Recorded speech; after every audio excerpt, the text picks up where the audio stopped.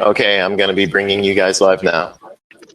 The broadcast is now starting. All attendees are in listen-only mode.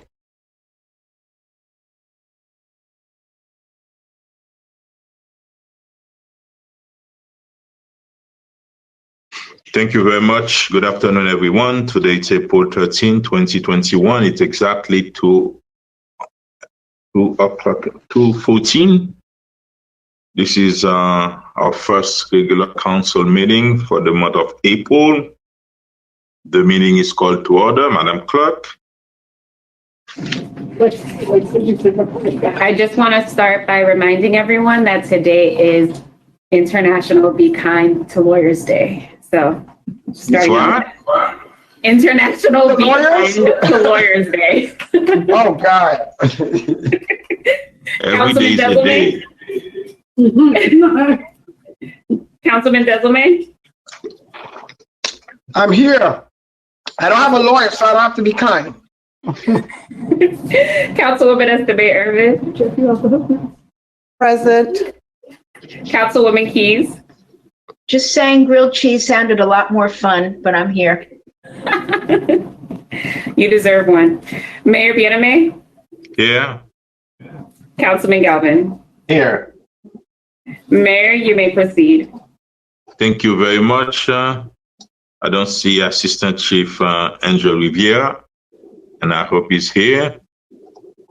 He's going to lead us to the Pledge of Allegiance, followed by Pastor Nathaniel Sudon from Bethany Evangelical Covenant Church. He's going to lead us in prayer. Please rise. Thank you. I pledge allegiance to the flag, The flag of the and to the republic for which it stands, one nation, under God, indivisible, with liberty and justice for all. Thank you very much. And now, Pastor Sudon.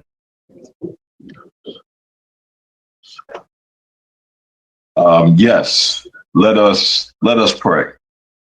Almighty God, we thank you and we praise you. And in your name, we ask for your blessings upon this city council meeting. We pray your blessings upon our mayor. We pray your blessings upon the city council. May you bless them with wisdom, knowledge, and understanding in order to govern and guide this city forward. We will bless the residents of North Miami. We pray for protection during this COVID pandemic crisis. We pray that you would bless people during these difficult economic times. We thank you. We praise you. In your name we pray. Somebody say amen. Amen. Thank you very much.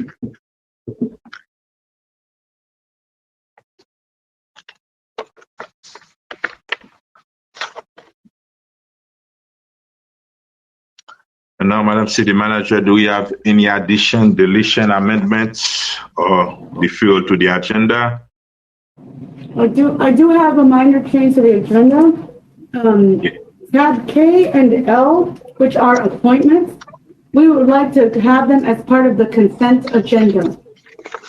Okay. So tab K and tab L. Thank you. If there is no objection, we're going to move tab K and L to the consent agenda. Thank you very much. What is tab K and L? I'm sorry. It's about the motorboard. Oh, okay. Yes, I know. Thank you very much. Since we are more than 3 council members present at City Hall, Mr. City Attorney, are we in? Can we proceed? Yes, Mayor, you have a quorum. The agenda is set. You may proceed. Thank you very much. And now we have a special presentation about COVID-19 by Commander Brinson. Good afternoon, Mayor. I'll be replacing Commander Brinson for this presentation. Thank you very much, Chief. How are you? I'm doing very well, sir. Doing very well. Wear glasses? Yes, sir. I just want to focus on things very well. A little old these days.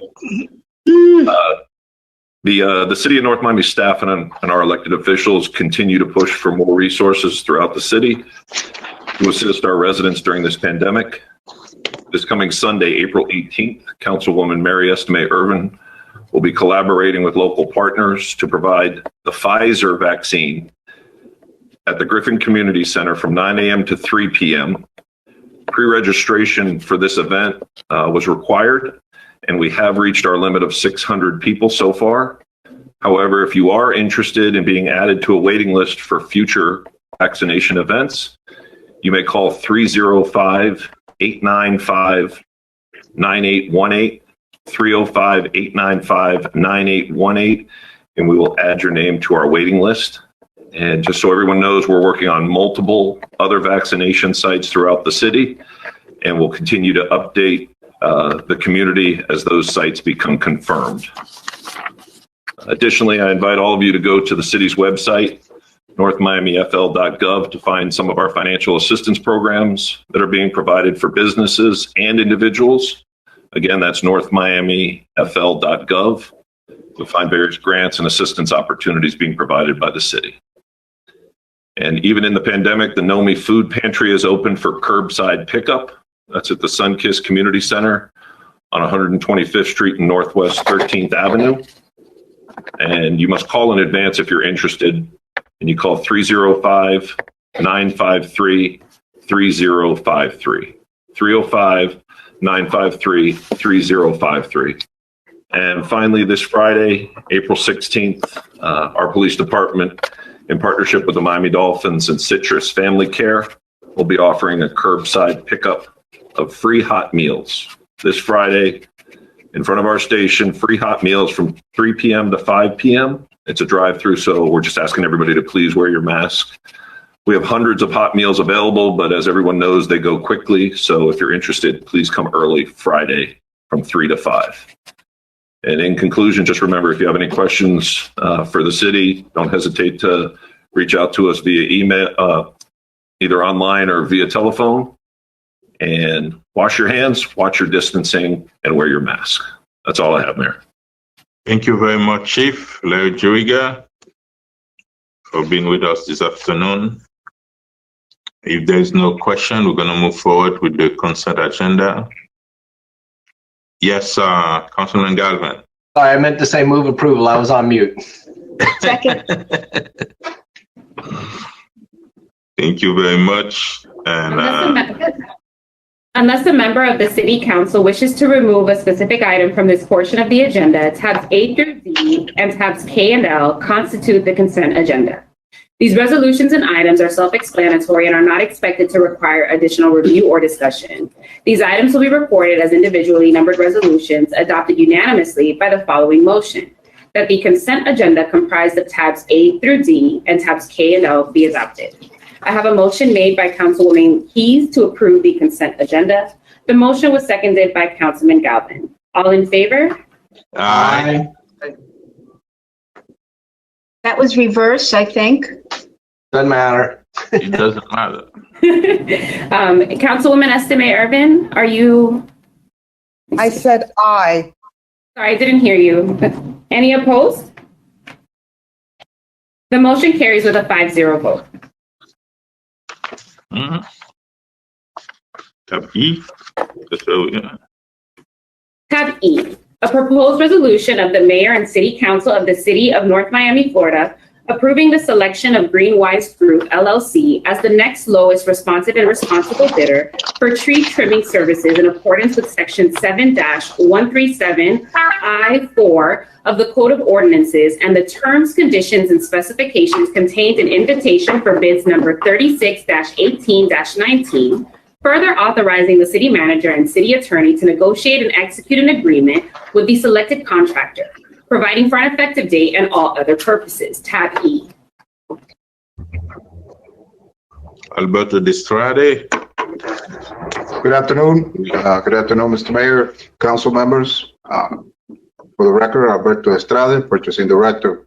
The item that you have before you is simply requesting your authority for staff to move forward with a replacement contract to provide our citywide tree trimming services with a company by the name of Greenwise Group LLC.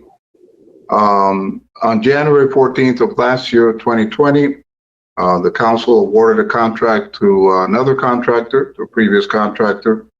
That contractor has discontinued their services, has refused to honor the prices that were included in their contract.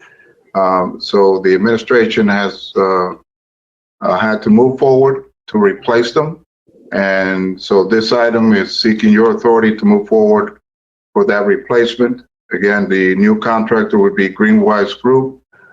This is a contract that is a maximum amount of $80,000 a year. It has one more year remaining with 3 additional renewals available for the council to exercise. Again, staff is requesting your authority for us to move forward with this replacement contract. If you have any questions, I'll be glad to take them. Thank you very much. Let's open it to the public first. Public hearing is open on tab E. Public hearing. Good afternoon, everyone. Thank you for attending this afternoon's virtual regular council meeting. This meeting will allow live public comment by attendees. Public hearing will take place upon announcement by the chair of the meeting, Mayor Philippe Bien-Aimé. From that time, attendees will be able to virtually raise their hand, and this should function similarly to lining up at the podium. If you are participating by phone, please press *9 if you would like to raise your hand. When it is your turn to speak, a PIN will be sent to you. Enter that PIN to unmute yourself when you hear your name called. Attendees cannot leave their hand raised throughout the entire meeting, so if you raise your hand before an item is read, it will be removed.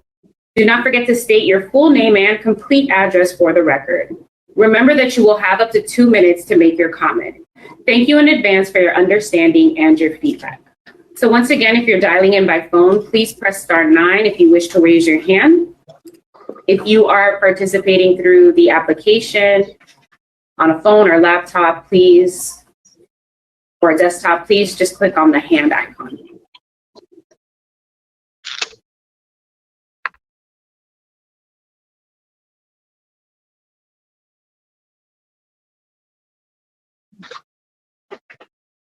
Mayor Bien-Aimé, it does not appear that we have any hands raised on this item, and we do not have any comments that were previously submitted for this item. Thank you very much. Now public hearing is closed.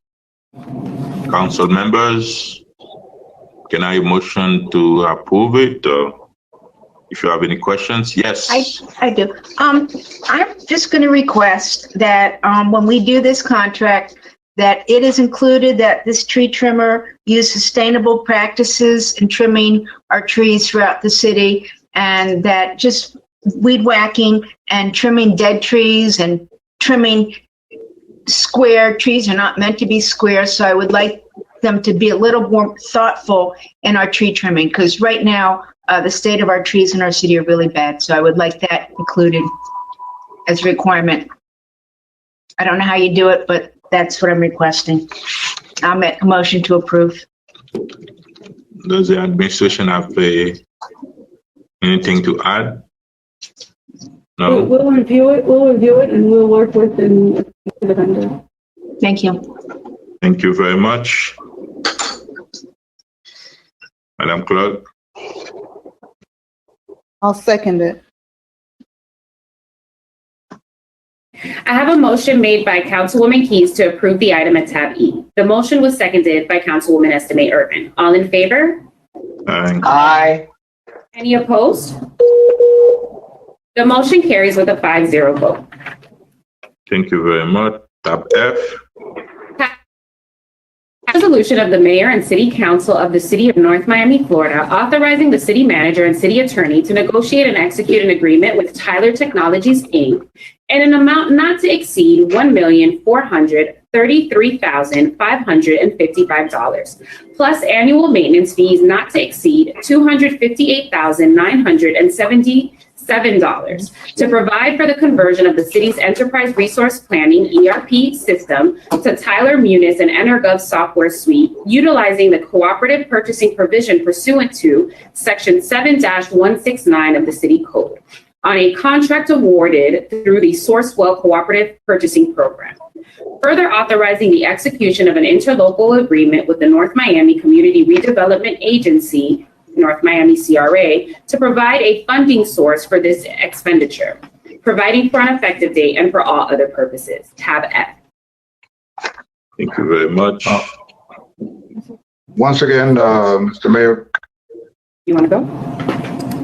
No, I wanted to, let me make an intro comment. So this item, we're currently working on Tyler Eden. And I think I've spoken to most everyone on the council about the current state right now with Eden, and that it is getting to its end of life. The system that we currently are using. Tyler also owns this technology, which is the Munis, Tyler Munis. And so we would be moving to Tyler Munis and to EnerGov. And because a lot of the functionality will be shared, that is also going to be used by the CRA. This was previously on the CRA's agenda just an hour ago, in order to make sure that we can move our entire city system onto one that's functional and that will continue to have service. And with that, I'll let Alberto go in with any questions. Claude, if you're on there for your presentation on Tyler.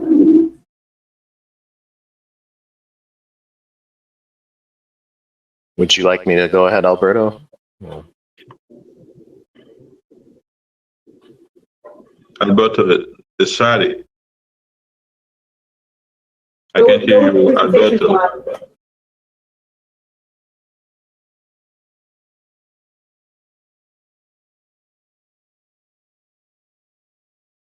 Alberto, I can't hear. Oh.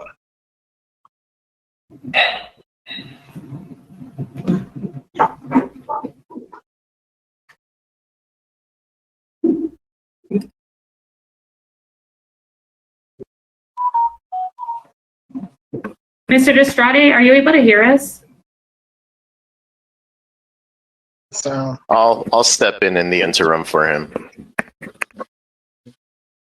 All right, Claude Charles, interim IT director. As the manager mentioned, this is the item for the Tyler Munis and EnerGov software upgrade. For approximately the last 12 years, the city has utilized the Tyler Eden software solution to manage various critical functions. Those include financial management, human capital management, revenue management, and civic services. You can see further breakdowns below, for example, general ledger, accounts payable, payroll, accounts receivable, utility billing, permitting, licensing, and code enforcement.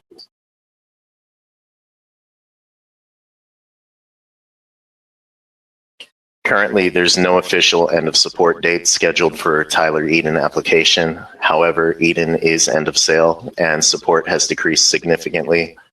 Additionally, no new major software updates are planned for the platform.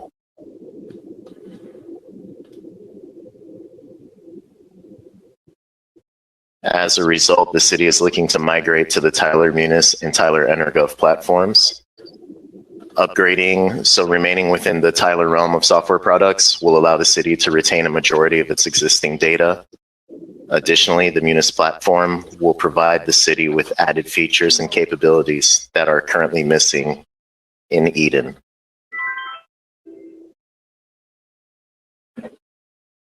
Tyler has what's known as an evergreen philosophy. So their evergreen model allows clients to always have access to the most up-to-date software version releases as part of their annual maintenance. As such, all software modules currently owned by the city will be implemented on the Munis platform at no additional cost. We have a projected deployment schedule pending approval today. We expect contract execution to take place in June. The initiation phase of the project will last approximately 3 to 6 months. The first step is to implement the financials portion of Munis that will last approximately 12 to 18 months, at which point we can start the EnerGov rollout, which is scheduled to last an approximate 12 months as well. Once EnerGov is completed, the additional modules that remain, such as human resources and utility billing and things along those lines, will be implemented as well. We have our Tyler rep on the line with us as well. His name is Jason Cloutier. Jason, if you'd like to go ahead and give a little bit of background on Tyler, please join in. Thank you, Claude. Can you hear me? Yes. Yes. Good afternoon, Mayor, Council members. My name is Jason Cloutier, and I'm an account executive with Tyler Technologies. Thank you for giving me a few minutes to speak to you all today on behalf of Tyler. Many of you may know Tyler, but for those of you who don't, I just want to spend a few minutes talking about who we are and what we do. Today, Tyler is the largest company in the country that is solely focused on developing software from the public sector. To be honest, that's all we do. And 2 seconds, I'm sorry for the interruption. While Tyler's been around since the 1960s, public sector software has been our focus since 1997. Today, we have 6,000 employees across the country, serving about 15,000 government entities. The city should know that when they select Munis and EnerGov, you're not alone, essentially. You become part of the Munis and EnerGov family, which consists of over 2,000 towns, cities, and counties. There are many things that set us apart from our competitors. Our financial situation is one of those things. We're a very financially stable company, and as a publicly traded company, Tyler is very transparent about that. This allows us to invest in our products and people, even in troubling times like this past year. The city is currently looking to upgrade to our Munis Financial, HR Payroll, Revenue, and EnerGov Community Development Solutions. These solutions will complement and integrate with the investments the city has previously made in Tyler Content Manager, Tyler Cashiering, and ExecuTime. With that being said, we believe that with the upgraded Munis, the city, as well as its citizens, will be well positioned to take advantage of new features, functions, and many efficiencies from now into the distant future. So thank you for your time today, and I'm certainly happy to answer any questions as needed. Thank you very much. And now let's open it to the public. Public hearing is open on the item. Tab F.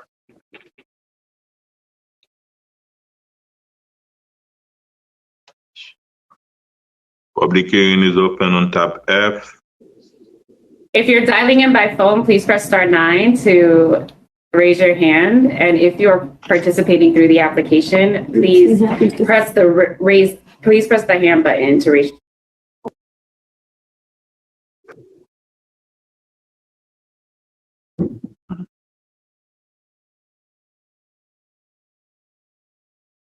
We are tab F. Public hearing is open. Public hearing is now closed. Council members? I have a couple of questions. Yes, sir. Thank you, Mr. Mayor. The first question, Mr. Estrada, I know you can't hear me. Yes, no, I'm here. Oh, you can hear, okay, or the representative. Where are the data stored on Tyler? Not Tyler, on this new tech, Tyler. Is Tyler, who's the new vendor? Tyler Technologies is the name of the company. Okay, so where's the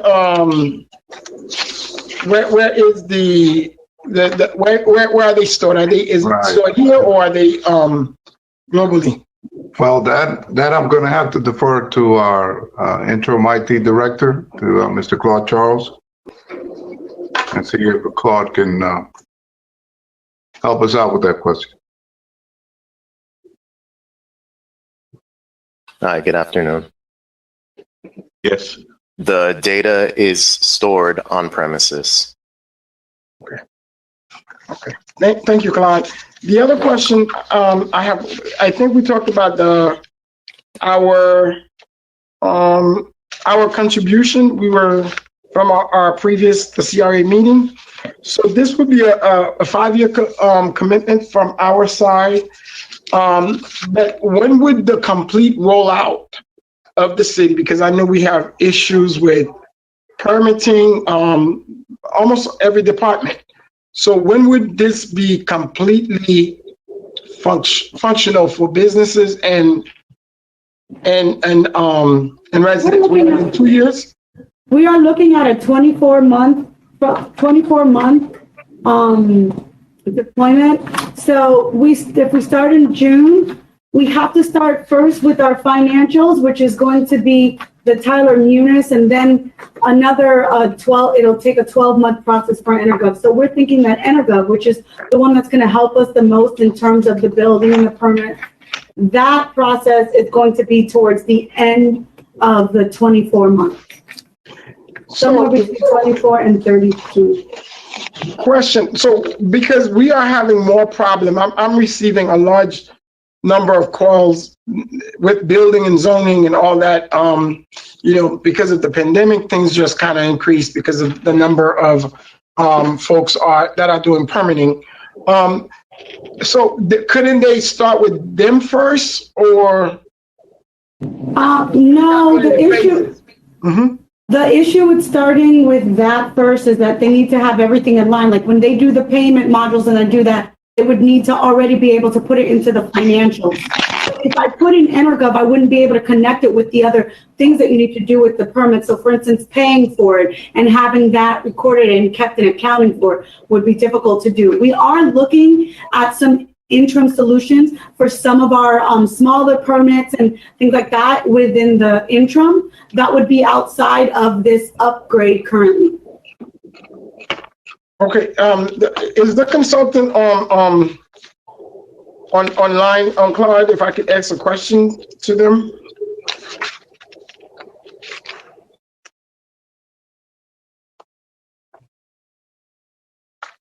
Talking about the representative of Tyler? Yes, sir. Mr. Jason, quick question. Do you guys have in the interim, since the manager said the full rollout is going to be 24 months, is there anything like, I know like there's plenty of web-based, not nothing in data, magnitude. I know us as a government, but you are in the industry of, dealing with technology. Is there anything web-based that we could do in the interim that could kind of like help connect? Because the issues that we are having is so not efficient right now that could kind of help speed up things while we wait. So the issue is that as you begin to stand up units, the first thing that is done is that you build the chart of accounts in the system with the general ledger. And until that chart is in play, there's nothing to post back to for payments within Energov.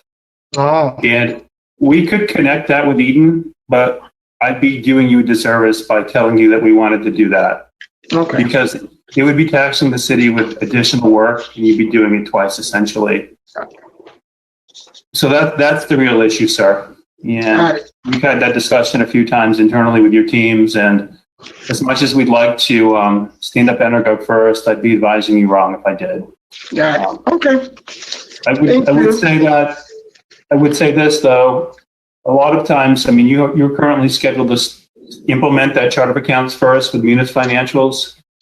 After the chart is in place, you can begin your Energov implementation. So you don't have to be fully live on all of your Munis modules. It's just a matter of standing up your chart of accounts and getting it to the point where you like it. Awesome. Thank you so much. It is what it is. Thank you, sir. I appreciate it. Welcome. Thank you very much. Question, please? Thank you very much. Yes. Thank you. Mr. Mayor.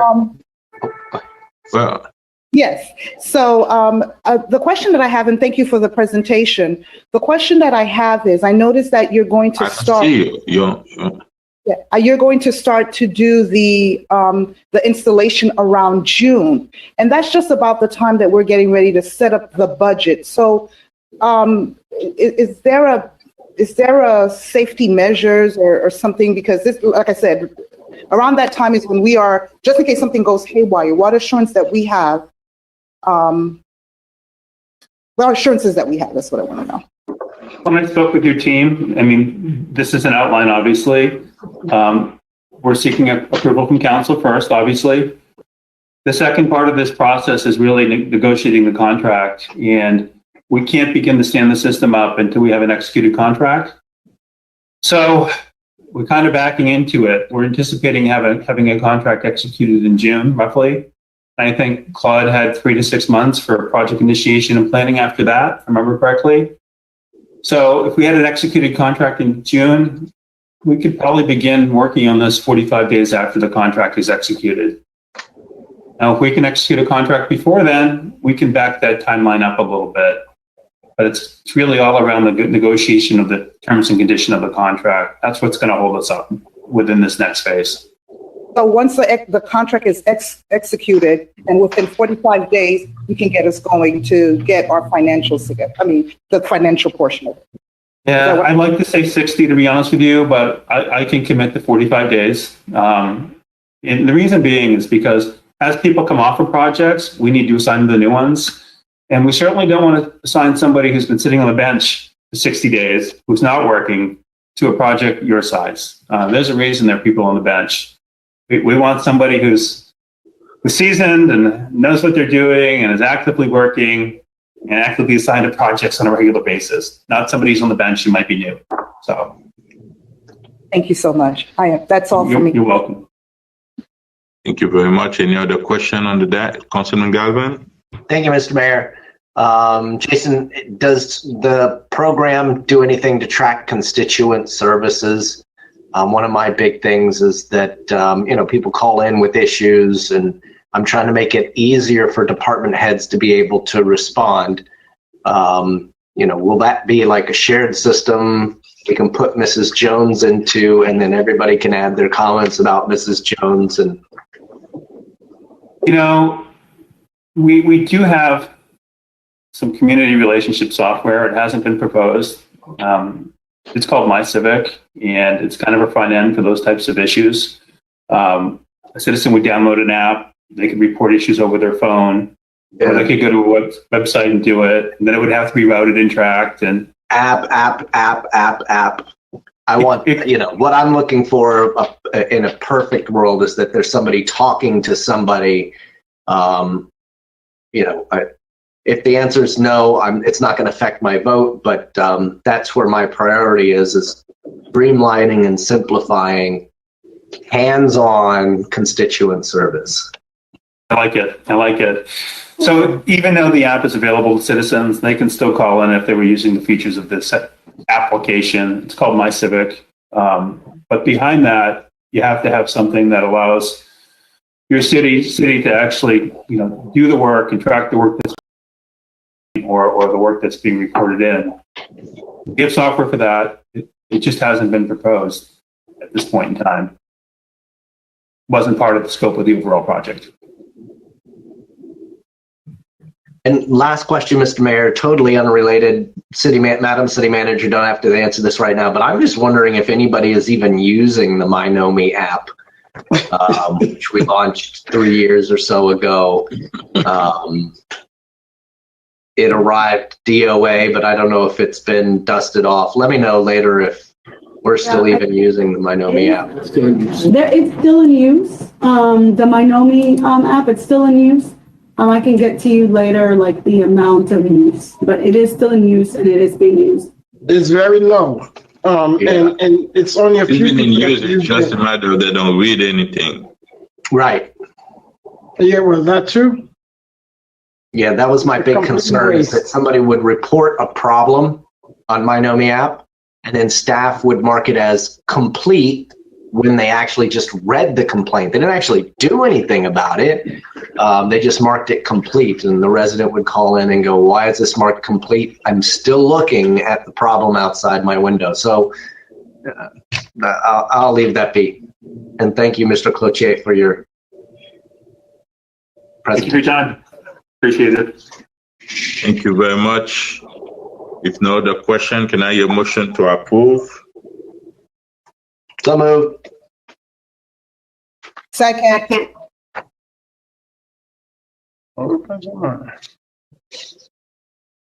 I have a motion made by Councilman Galvin to approve the item at tab F. The motion was seconded by Councilwoman Estimate Urban. All in favor?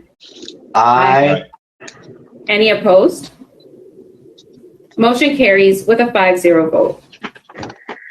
Thank you. Thank you very much. Tab Tab G. G.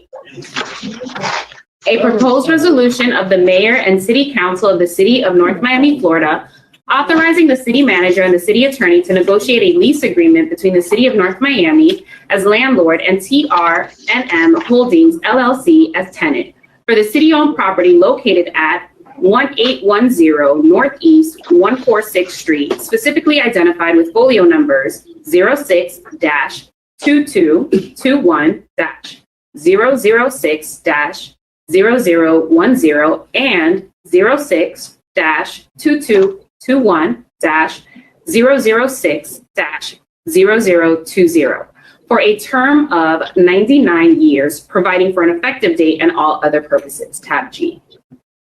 Thank you very much.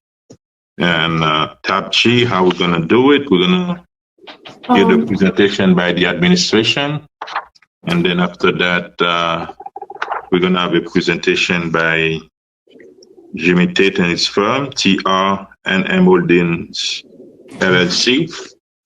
Let's start with the city manager or the city attorney. I don't know who's gonna. Good afternoon, Teresa Groves. So this item is a lease agreement. The city began conversations about this item in early February 2020. Due to the pandemic, those were held off and recently resumed. The lease that's before you is a lease for a term of 99 years for the property located at 1810 Northeast 146th Street.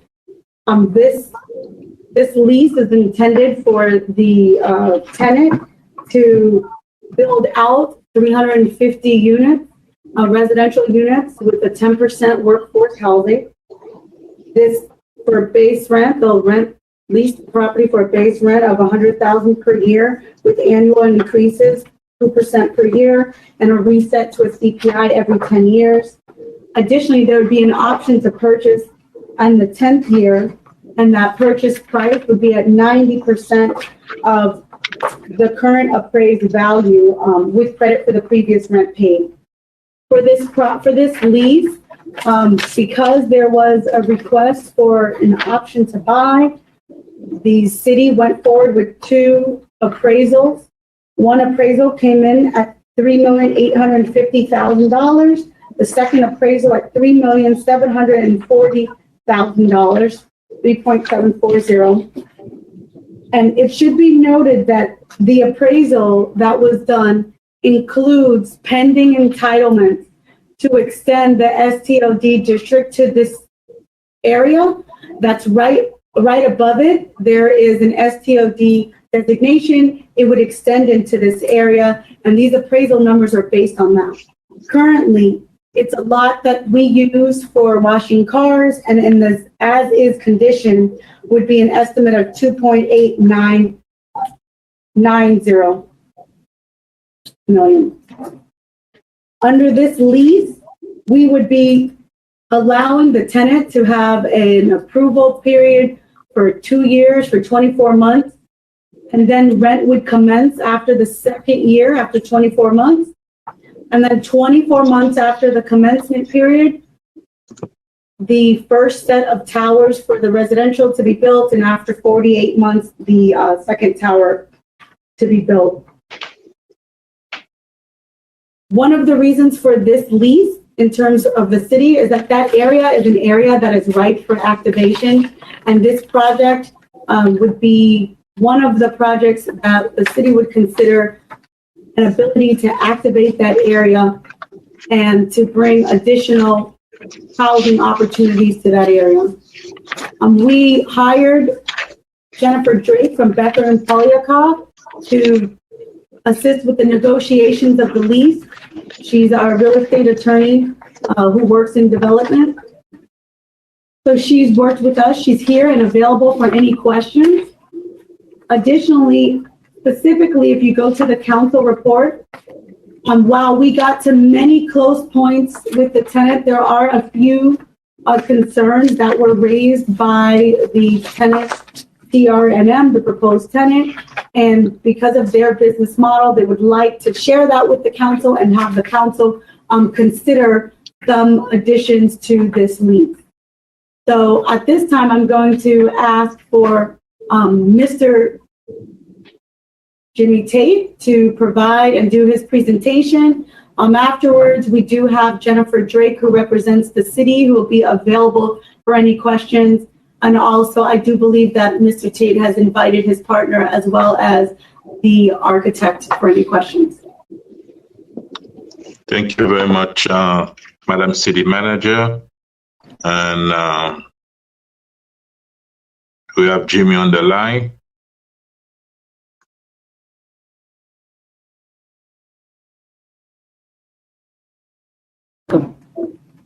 Okay, thank you. Before I start, I can see you, Jimmy. Sorry, Jimmy, sorry, Mr. Tate, give me 1 second. I just wanted to bring up one other additional point. We did talk about this. This is just after this printed.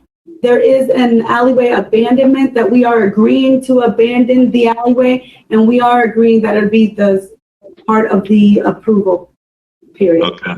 Okay. No, I can see you, Jimmy. Go ahead. Yes.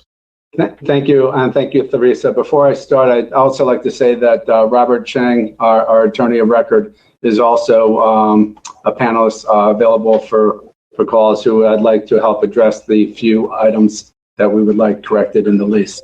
But let me start my presentation. So I'll start. Mayor, Vice Mayor, and distinguished commissioners, many of you know my name is Jimmy Tate. I've lived in the city of North Miami since 1990, and my corporate offices have also been in the city of North Miami since 1989. My father, Stanley Tate, has had his corporate offices in the city of North Miami since the early 1960s. And now I'm proud to say my oldest daughter, Jordan, and her husband, Aharon, and their two babies also recently acquired a home in North Miami and live in the city of North Miami. So as I speak to you today, I'm speaking as someone who definitely has a vested interest in our great city. And I always have had a vested interest in our city. And you're speaking with someone who cares about our city, someone who has standing and a reputation within our community. I am also speaking as the CEO of Tate Capital, a real estate development company that acquires, owns, operates well over $1 billion of real estate throughout the state of Florida and the United States. I want to again thank you for the opportunity to speak and share with you our vision and why I would appreciate your support and consideration in approving the proposed lease, which is before you today for your consideration. Sorry, someone walked in my office. Anyways, the property we're requesting, as Theresa mentioned, to lease consists of two parcels of land located between 143rd Street and 146th Street on the east side of Northeast 18th Avenue. The property, as Theresa also mentioned, has been used by the city of North Miami as a parking lot for over almost 40 years. And then over the last 4 to 8 years, it remained relatively empty until it was leased to Audi, I believe, for a few years. To give everyone a better idea of the general area, the property in question is just south of 151st Street, west of Biscayne Boulevard, and just east of West Dixie Highway. The property is also, as mentioned, was just south of the STOD, the overlay district, and now will be incorporated into the overlay district, which was, as many of you realize, established many years ago in an effort to inspire growth and development in an area which predominantly consists of warehouses, offices, and showrooms within some of the warehouses. What we've all learned through this process is that just because you change the zoning in certain areas, it doesn't necessarily mean that the area will develop on its own, especially if that area doesn't have many characteristics or identity. So Mayor Diamin came to me and he realized this fact about 12 to 14 months ago. And the mayor asked if I could help devise a plan to revitalize the general area in question by developing something on the two city-owned parcels of land, which had been utilized for the city, by the city as parking. The mayor's challenge to me was for our company to design and develop the property with the hope that the development would inspire others in the area, thereby acting as a catalyst to transform the entire warehouse district to the north and to the east and increase the tax base for the entire city. I first thought, and I spoke with my partner, Sergio Ra, and I said, how do we create value on these two parcels of land, which truthfully are nestled far on the southwest corner of an industrial park with no visibility, surrounded by a new multi-story parking garage directly on its south and a 40-year-old affordable housing development approximately one block to the north. So we did our research in the area and then on North Miami as a whole, which I found interesting as a longtime resident and business owner in North Miami. And I was really interested in learning how the city of North Miami came to be. And what I learned, we actually have an interesting history. I don't know if any of you are aware, and I'll just take 2 seconds, but North Miami was originally called Arch Creek. It was because there was a 40-foot long Arch Creek bridge, and I have a reason why I'm telling you all this, over a flowing river at the time, which was used by the Tequesta Indians to allow them to cross over a river in the early 1800s. I didn't know that. I also didn't know that in the early 50s, North Miami was reported as one of the fastest growing cities in the entire country. I'm going to come back to that.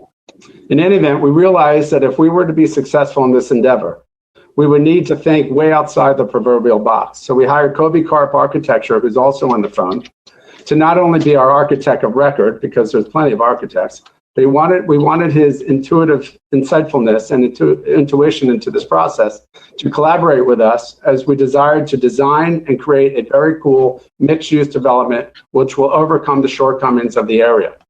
Our objective was to design a mixed-use development which would have visibility both literally and physically, as well as a positive impact on what we believe will inspire others to follow suit and commence developing similar mixed-use projects in the area to help transcend this area into an emerging district, which will include later on a live, work, and play environment. The objective is for our proposed development to establish a value for the entire area, thereby creating a platform for others to develop the surrounding properties with the same characteristics so that all these forthcoming developments will be artistically woven into a field of warehouses, commercial buildings, future entertainment district, and restaurants.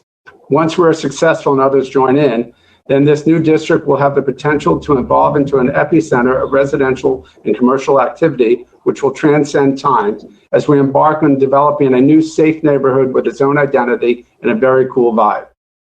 Subsequent to meeting with the mayor, I want to share this with the rest of the commission, we also met with the district commissioner, Scott Galvin, who loved the idea but wanted to add to the mayor's challenge. Commissioner Galvin challenged us to help brand this area, thereby creating value for all the local businesses and local property owners, and also act as a catalyst by setting a standard and sharing our vision with the local community. Commissioner Galvin and the mayor do not just want a trendy name or a trendy project. They wanted an image, a personality, and most importantly, they wanted this district to have an identity. Therein lies the reason for the history lesson at the beginning of the presentation. We've had our branding team currently working on concept boards, imaging, and a logo, and certain district articulations or designed articulations, which will be identifying characteristics within this proposed district. In the not too future distance, we would love to visualize monument signs being predominantly displayed at the various entrances into the district. And first one being at our property corner on the southeast corner, 143rd Street and Northeast 18th Avenue, which will be part of our project, seen by the public as they drive north on Northeast 18th Avenue from the south side of the proposed development. And then internally, we envision flags with artistic logos hanging on light poles, letting people know that they're in the district. And in the future, we envision beautiful landscape medians and sidewalk areas on certain streets within the district. This area will have a safe mobility plan, which will help work with the city for better vehicle and pedestrian traffic. As a member of the community, we are prepared to work with the other property owners within the district and the city to gain their support for the branding concept we're about to present and the implementation of same. Assuming the neighbors like the branding idea, our proposed name that our team came up with is the Arch Creek Crossing District, or as a younger trendsetter generation will call to it as the X District. The crossing has a double meaning. It's in the middle of railroad crossings and also the historic Arch Creek Bridge, which allowed the people to cross over the river. So what better way to facilitate an endeavor of this magnitude than by teaming with two South Florida's real estate families. The Tate family and the Rock family desire to develop a best-in-class mixed-use development, which will consist of approximately 350 residential units, of which a portion will be allocated for workforce housing, approximately 10 to 20,000 square feet of commercial space, and approximately 550 car parking garage structure. All designed by an internationally acclaimed architect as the catalyst to inspire others to follow suit by developing their version of their developments within the Arch Creek Crossing X District. Assuming the commission approves the proposed lease before you today and subject to a few minor cleanup items we'd like to address with you today, hopefully we agree on those, we are ready, willing, and able to execute the proposed lease agreement within the next day or two. And upon execution, we are committed to promptly commencing our due diligence on the property, and prior to the end of due diligence, we have committed to bring Kobe on to start his design on the proposed site plan so that we can expeditiously seek our site plan approval. Assuming we obtain all of the approvals as defined in the lease agreement, we hope to be out of the ground in approximately 20 to 24 months, obviously subject to matters beyond our control. And once we commence the construction of the development, we anticipate substantially completing the entire development in less than 18 to 24 months, again, subject to matters beyond our control. One of the items, Theresa, I wanted to bring up is the lease calls for us to do phase one first and then phase two. We're doing the entire development at one time. So that's one of the minor changes we need to change in the lease. We're not phasing this. We're developing the entire property. So again, this is the reason why I'm here today, along with our architect, Kobe Karp, my partner, Sergio Rock, and our attorney, Robert Chang from Schutz & Bowen, to answer any questions you may have regarding the proposed lease that's before you today for consideration. I thank you for this time. Thank you very much, Mr. Jimmy Tate. And now let's go. Let's see if we don't have, let's open it to the public. Then we will come up on the dais.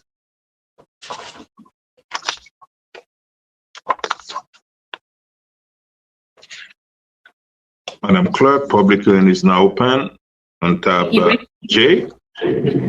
G. If you wish to speak on the item at tab G, please raise your hand at this time. You can do so by clicking on the raised hand icon if you are participating through the web application. If you are dialing in by phone, you can press *9. Okay. So I have comments that were previously submitted. I'm going to start off by reading a few of those, and then we will alternate if that's okay. Yes. But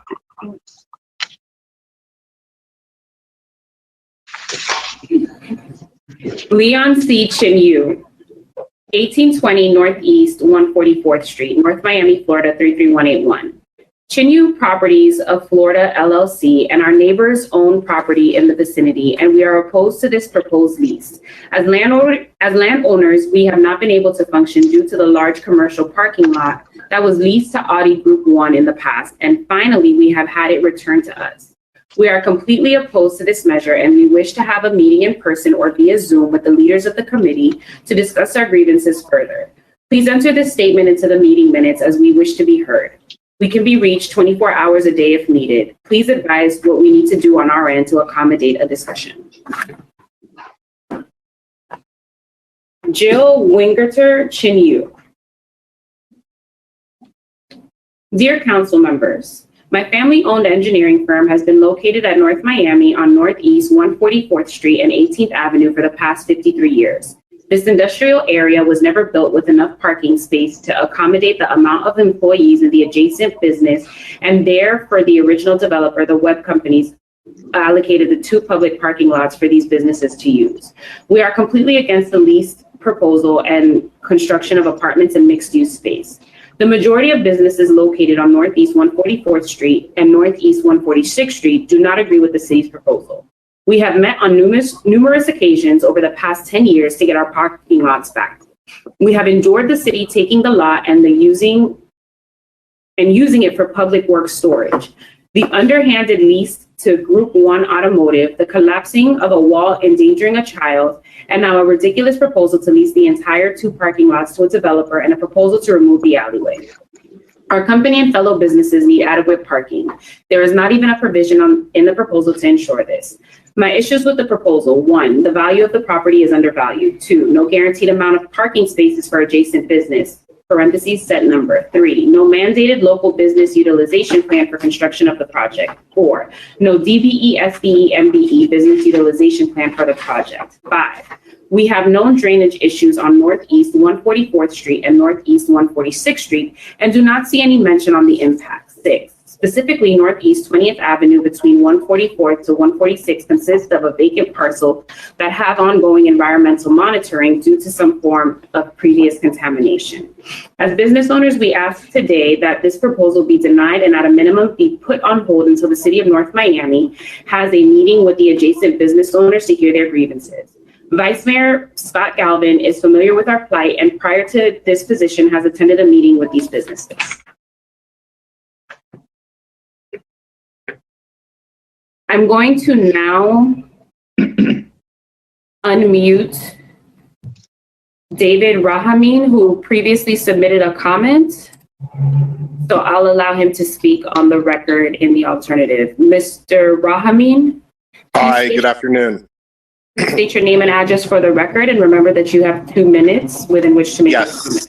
My name is David Rahaman. I have the building at 1805 Northeast 142nd Street. The building runs between 142nd and 143rd and 18th Avenue. I think this proposal is terrible. I think it destroys our parking environment.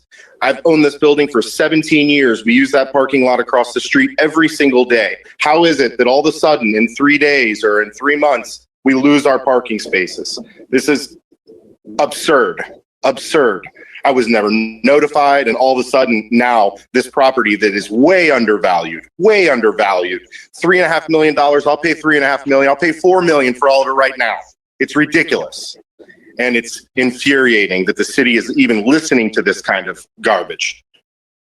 I don't know what the city has in mind with this, but this is just not right to take all of our parking like this. We need that parking to operate businesses within this district. How is it possible that you can take all of the parking from the only industrial area left in North Miami? You know, if we don't have any warehouse or any kind of showroom space left in the city, we all have to go far, far away. This is the only bastion of commercial space we have left. So I don't know what everybody else's thoughts are, but every single person I've spoken to, all the adjacent business owners are furious about this. And we'd like another option, and we definitely don't want this passed. I think that's it for me. Thank you very much. Public hearing still open. On tab G. Stephen Schmutter.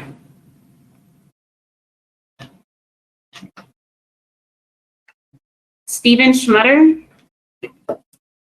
Mayor, the one you just read? You didn't read that before? No. No, oh, okay. No. But he doesn't appear to be connected by audio. So I'll save the comment for last in case he's able to connect to audio. And if not, I'll go ahead and read his comment into the record. Mark Bernard, I'm going to send you a pin right now.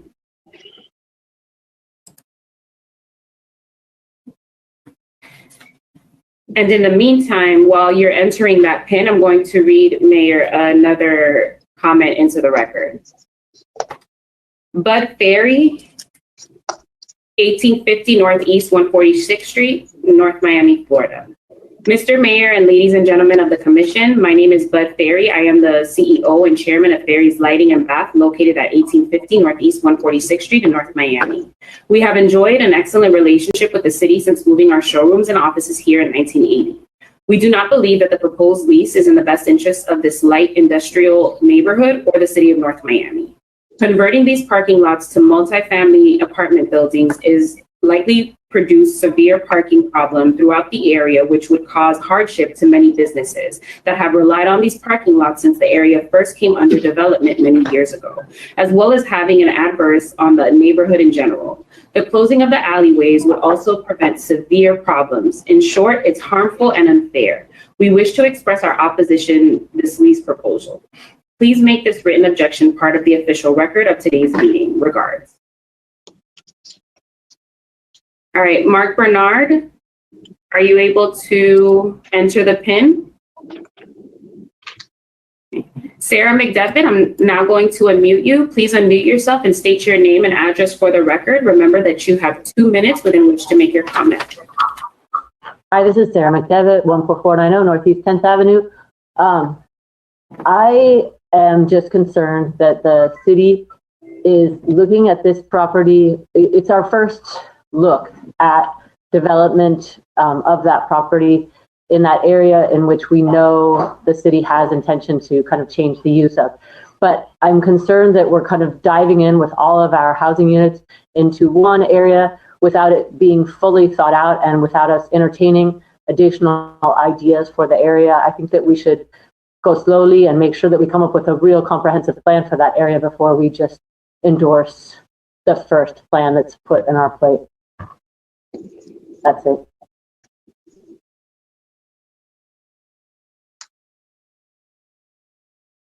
Thank you very much. Public hearing still open on tab G. I'm going to read into the record the comment of Stephen Schmutter. It appears that okay. Actually, I am not going to read it into the record. He has reappeared and I believe he's connected now. Stephen Schmutter, you. Yes, can you hear me? Can you hear me? Yes, please state your name and address for the record and remember that you have 2 minutes within which to make your comment. Thank you. My name is Stephen Schmutter, and I am the owner of 1810 Northeast 144th Street and 1815 Northeast 144th Street commercial buildings. I apologize if my connection is not great. I just literally got off a plane ride and I was rushing to get to a quiet area here in Mexico City at the airport to be able to connect with this call. So I sent out earlier in the morning a notice of not being at all in favor for this action to take place. We have a community, speak for myself and the rest of the property owners in the neighborhood, that have been working very hard throughout the years to build their businesses and build an employment base that is very important and critical to the operations of our businesses. In my particular case, in the two properties that we own and operate, currently we have roughly around 40 to 45 cars coming into the city of North Miami, into our offices to work on a daily basis. I believe that number maybe cuts in half over the weekends. Where are we going to park? Where are we going to be able to function as a business to be able to provide a normal working environment and having the access to normal parking conditions for our businesses and being able to operate them when these two lots? This is unacceptable for us. It would devastate our businesses. We've been through enough with COVID and having to deal with getting our employees back to work. And the number that I've given you of employees that we have will grow by 25 heads over the course of the next 30 to 60 days. Where are we going to accommodate in the future the use of the parking locations for our businesses, as well as all of the other property owners in the neighborhood that require the use of these lots to operate their businesses and to continue their livelihood? That's my question to the city of North Miami. We need to make sure that this does not go through. We need to have access to parking. Your 2 minutes have expired. Thank you very much. Public hearing still open on tab G. All right, Mr. Bernard, it looks like you were able to enter that PIN. I'm now going to unmute you. Please state your name and address for the record, and remember that you have 2 minutes within which to make your comment. My name is Mark Bernard. I'm a principal with 1820 46th Street LLC. We recently purchased the lot, one of only 3 lots that is adjacent to 1810, one of the properties in question for this proposal. I listened to Mr. Tate's presentation, and I was taken aback as the point of this seems to be to transform the neighborhood, and you would think that you would contact the neighborhood before presenting a proposal to change the neighborhood.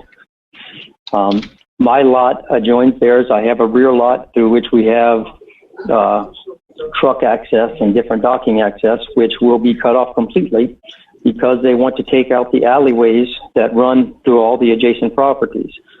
On top of that, I do not know of any notices that were ever posted regarding this, or that any of the surrounding property owners were questioned or given any chance to give any input or support of this.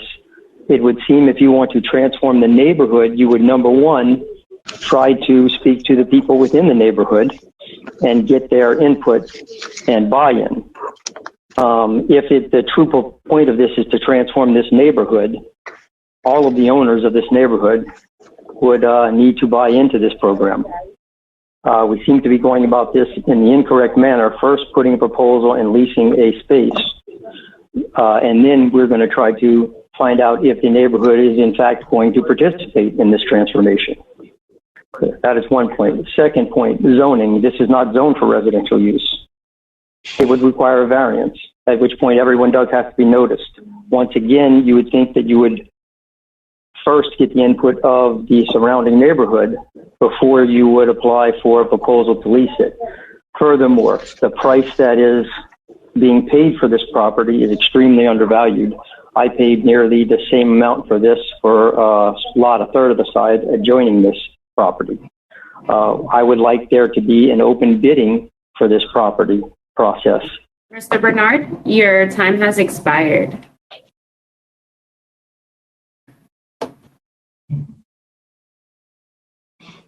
Thank you very much. Public hearing is still open on tab G. If you would like to speak on this item, please raise your hand now by clicking on the raised hand icon, or press *9 now to raise your hand.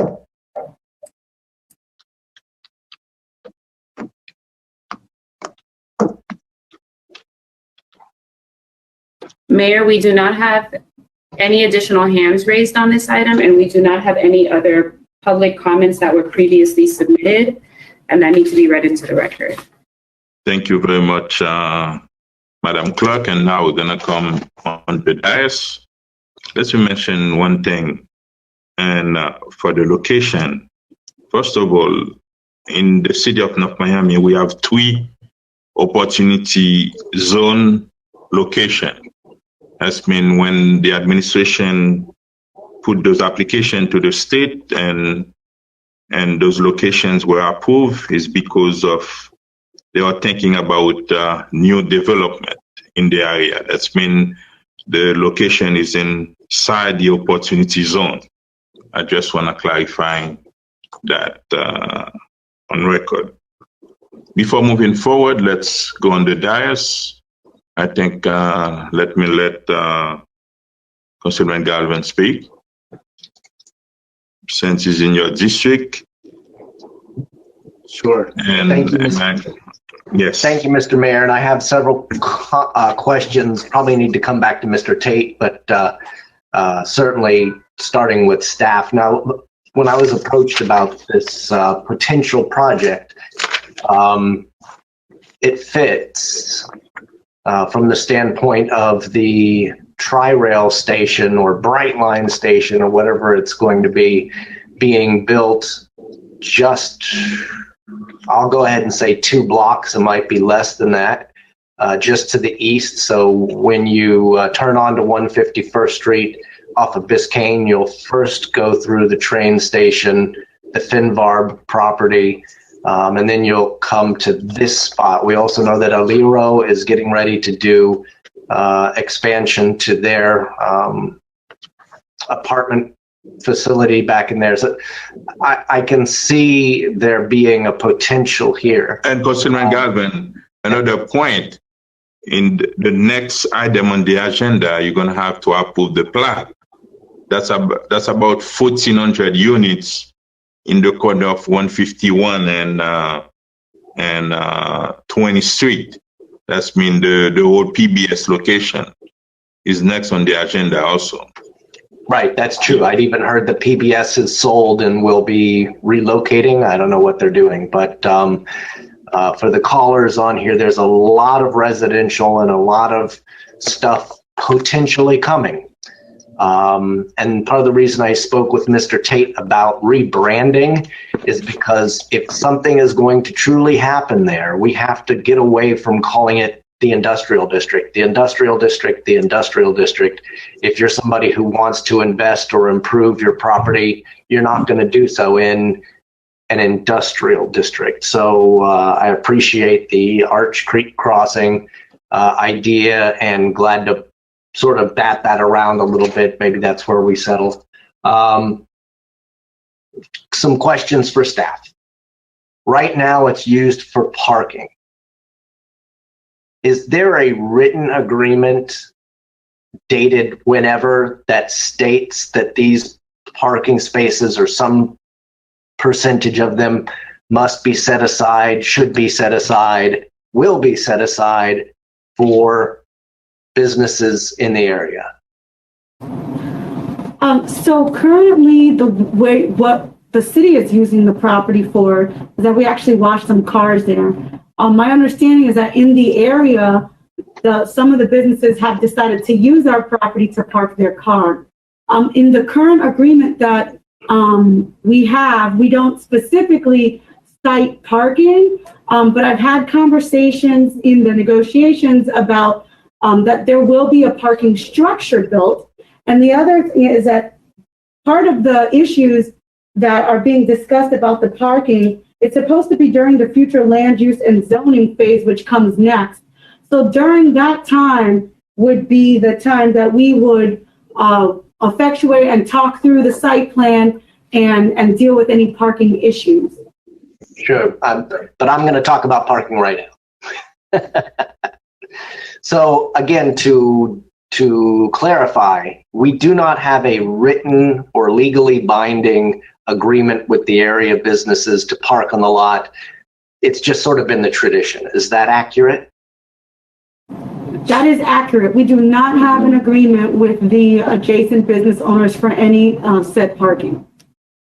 If somebody's car is broken into or somebody falls in the parking lot, are any of the businesses around there legally liable for any damages or injury, or does that fall on the city? I would say no, but I can also ask Jeff Cazot, but my answer is no, because that is our property. So we have not worked out anything in terms of, who takes on liability if someone is parking on there. Jeff? Yeah, I would just say the same, sir.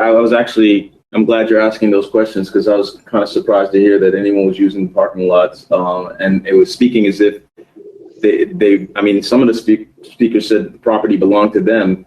As far as I know, this is city-owned property. I don't know of any lease. There was a lease at one point with Audi. That lease no longer exists. That's the only lease I'm aware of with anyone. And I'm not aware of any restrictive covenants or anything that says that those lots have to be used by neighboring parties. So and my understanding is sort of being flushed out here that this was a handshake agreement dating back to the, 60s, 70s, 80s. I don't know. Question for staff. When Audi was there, where did the merchants in the area park? My understanding is that they had to find their own parking because Audi was using up all of the parking spaces. I can also defer to the TCM if he knows of anything different, but in my research, they've had to find their own parking during the time that we had the lease with Audi. And I can offer to the DCM to see if there's anything different. Sure. Councilman, it's the same as the manager stated. During that time when we leased the lot to Audi, the businesses parked in the swale area on their own property. But yeah, those lots were vacated at that point. So there's no agreement that was in place back then either. And just for clarification purposes, it is designated as vacant industrial land. It's not designated as parking, as a parking lot. Yeah, I was going to ask about residential zoning. One of the business owners said this is not zoned residential. Is that accurate? That is accurate. Just as we spoke earlier, that I spoke in the beginning, was that we are going for an extension of the TLD district, the FTLD that goes down, and it's going to extend to this parcel. And that will allow for what is being proposed on this property. So that is currently moving forward, and that's what that allows for that.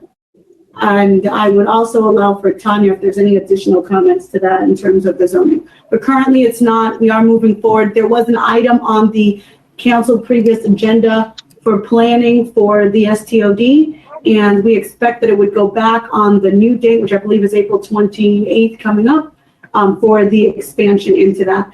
Which, as I stated before, it's literally right up until the line where we have the STOD designation. And so it would just extend a pass through and include this parcel.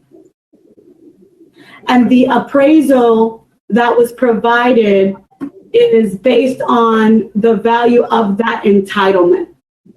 So the two appraisal amounts, those include the entitlements that are forthcoming. The number of cars parking in the lot. Did anybody prior to this discussion today do any type of census as to how many people are parked in the lot per day, weekdays versus weekends? Do we know how many spots we're really talking about here? Did not do a census of the lot in terms of the parking. This was brought up in terms of part of the negotiation that there were some issues with those that were parking. Right. So I would suggest, again, whatever happens today, how many parking spots are currently there? The lot is not a parking space.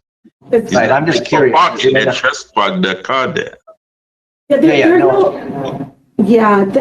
don't have the number of spaces. I would have to look to see what Audi used as a space, but since it's not designated as a parking, we don't have like designated specific parking spaces. Gotcha. What about on-street parking? Let's say this deal goes through. Has any consideration been given to either the organization and the city working together, Mr. Tate's organization and the city working together, to construct some on-street parking in front of Chin Industries? Don't put anything there, so to speak, because they have great lawn. It's beautifully manicured, but you get the point. There's a lot of the swale areas that are sort of rocky and dirty, and I'd love to see those perhaps being on-street parking, paved, some curb and guttering, definitely some landscaping, because if you're going to create a destination area to come to, it can't look like it does now. So has there been any discussions about on-street parking? As that would have to be part of like any design that come forward, I would defer to Mr. Tate on any thoughts on the parking.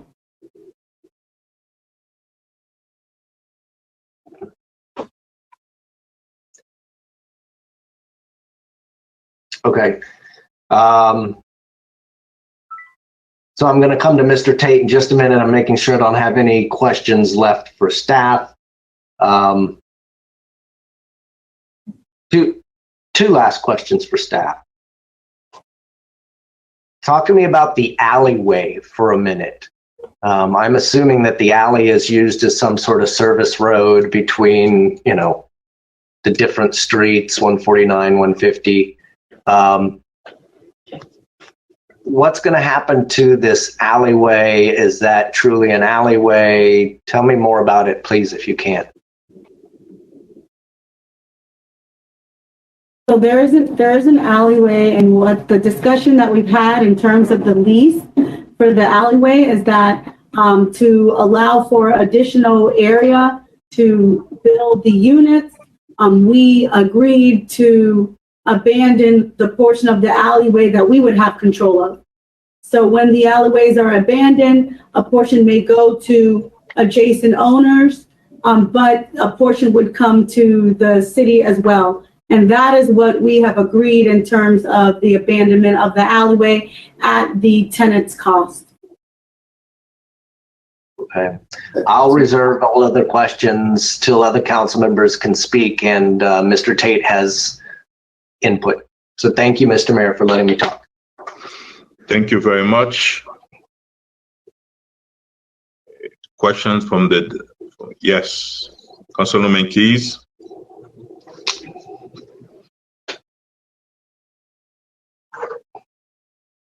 Sorry, I just wanted to ask right now a question and follow up on the alleyways, because I hadn't really thought of this. If the alleyway is abandoned, is that going to eliminate some type of business access for the neighboring adjoining businesses, as they said in their letter? Or are they just going to get their share of the alley? They may get extra land, but are they going to lose their access in the rear?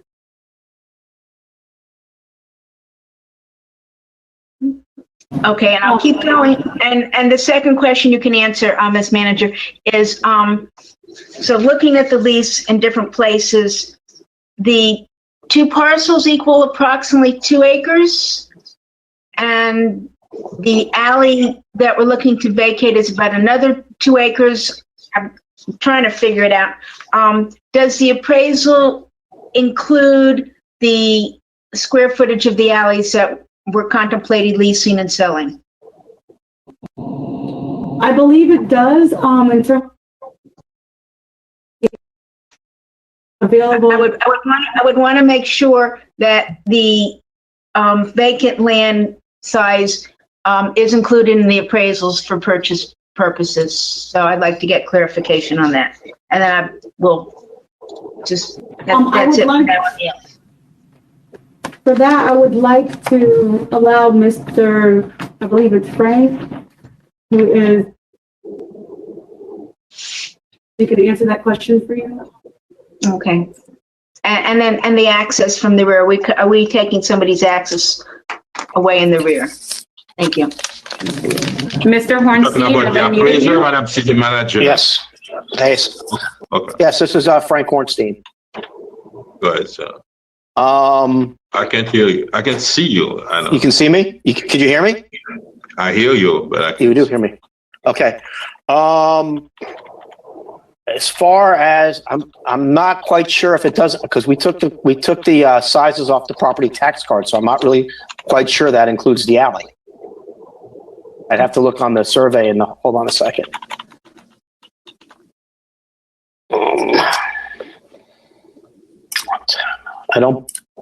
I want to say no.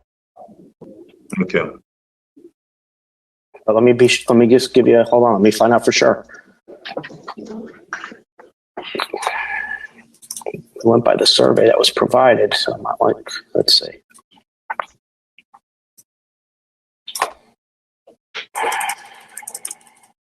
That's why we abandoned. Go ahead. When we abandon the alleyways, then it would be adding to the amount Sure. of it. Let me see, hold on.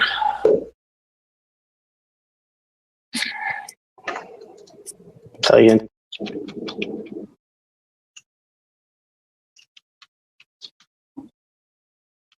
Currently, it's without the alleyway. When we abandon the alleyway, then it would add to that. It's about 2 acres, but it's not an additional 2 acres. The total area is going to be about, I want to say 2.4 acres. And if Mr. Tate agrees, please let me know. Well, if we're gonna sell the alley, then we have to put that into the price. That's, you know, that's part of the purchase price. No, that's, I think. And I'm sorry I missed that earlier. If it's not a part of it, I think the appraiser have to go back and updated it with the new number. Jimmy, we were going to say something. Yeah, I just want to address a couple of things, if I will, if it's appropriate time. No, just the alleyway. Do you have? Yes. On the alleyway, the purpose of vacating 50% of the alleyway was to allow us to get the density. What creates the value is the density that we could eventually get on this property. We don't necessarily need the alleyway for development. It's going to be open green space. And additionally, if you Google map the areas, there's no access to the adjacent properties. The building on your south property is a solid building. It's just a solid building. And then the property that seems like it was recently acquired, adjacent to Bud Ferry's property, has a little vacant green space, but currently there's no access to it. It's all fenced off. So again, we're not asking if the adjacent property owners want their 50% of the land. That's fine. We only need half of the city's half, which is all we're asking to vacate. So they could still have access on their 50%. Thank you. Thank you very much. Question, will they still, Mr. Mayor, will they still be able to get by from one end of the street to the other? Commissioner, yes. I mean, if they still have half the alleyway, it would be one way, but they could essentially go down. I've been to this property in this area since, you know, the mayor first brought the situation to our attention a long time ago. I drive it all the time. When I go home from work, I drive it. I go on weekends, I drive it. I drive it morning, noon, and night to get a good feel for the area, not just during the days or the night. And I appreciate the adjacent property owners' comments. And we're not here to be a nuisance. We're here to be a good neighbor. In that regard, I've never seen more than 15 cars in both lots in total parked there, ever. Morning, noon, night, weekends. I see a truck parked on the north end that belongs to Ferries, and occasionally some other stuff. And that's morning, noon, night, during lunch. I go there all the time because before I develop an area, I like to get a feel for the area.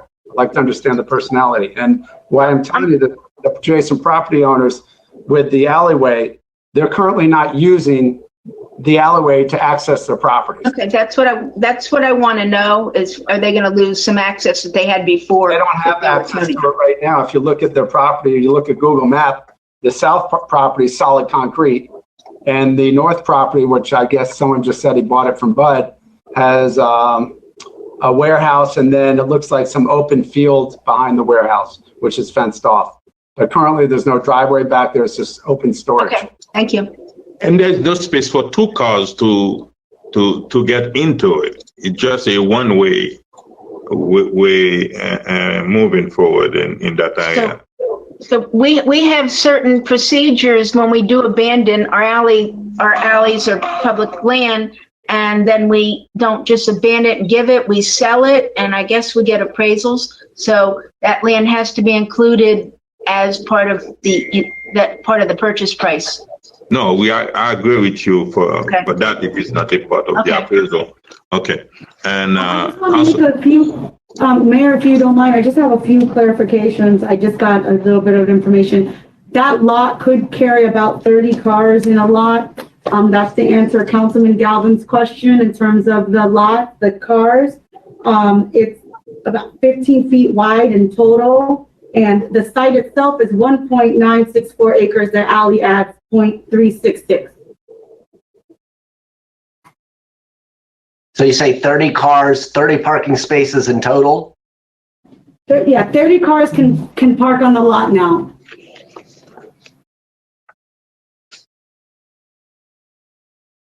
Just on the abandonment, we would still need a resolution for the abandonment, just so that you know, we would be bringing forward a resolution on the abandonment. And as Councilwoman Keys said, that separate resolution would require its own appraisal for the abandonment of the alleyway. Okay. Thank you very much. But, excuse me, so this lease, though, includes the alleys as part of the lease premises and the purchase price? No, the space includes an agreement to abandon the alleyway, that we will file the application to abandon the alleyway. The language, we are agreeing to abandon our portion of the alleyway. But that would have to still come forward to the council. Yeah, Councilwoman Keys, are you okay? I have to go back and look at the lease and see exactly what we're leasing. Okay. Yes, Jimmy. Mayor, Councilwoman Keys, I just want to bring to your attention, the size of the alleyway, you before referenced to it as 2 acres.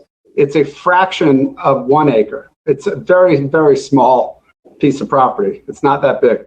So I want to bring some clarification of that. It's not like where it's an extra acre or even a half acre or a quarter acre. It's a couple thousand square feet. I saw something in the lease that gave the size of the alley, so I'm just going to go back and find it. Okay. Okay. In the meantime, let's give, I think, Councilwoman Marie-Estime Irvin is first. No, I wasn't.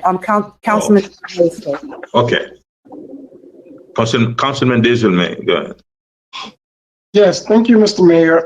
I do have a couple of questions, but I think most of them were already answered in the previous comments that was made. But just for clarification, so we don't have any, this is for Jeff.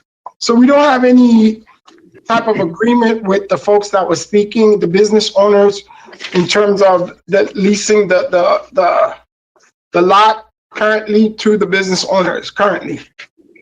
To my knowledge, sir, there's no agreement. The only thing I'll change to the statement that I said earlier is while we were talking, I believe the police chief showed me some pictures that does state that there's public parking, but the fact that we have a public parking sign on it doesn't mean that we can't use our property for other purposes when we decide to. Okay, how did the public parking sign get there, Madam Manager? Do we know? It must have been there previously. After Adi, Mr. Deputy, or Excuse me, sir? Was it after Audi? Would that be after No, Audi? it was prior to Audi. Right, wait, okay. All right, okay, one comment was mentioned about the drainage. Are we aware of a drainage issue within the area? I would defer to Whistler on that. Whistler here, Lewis.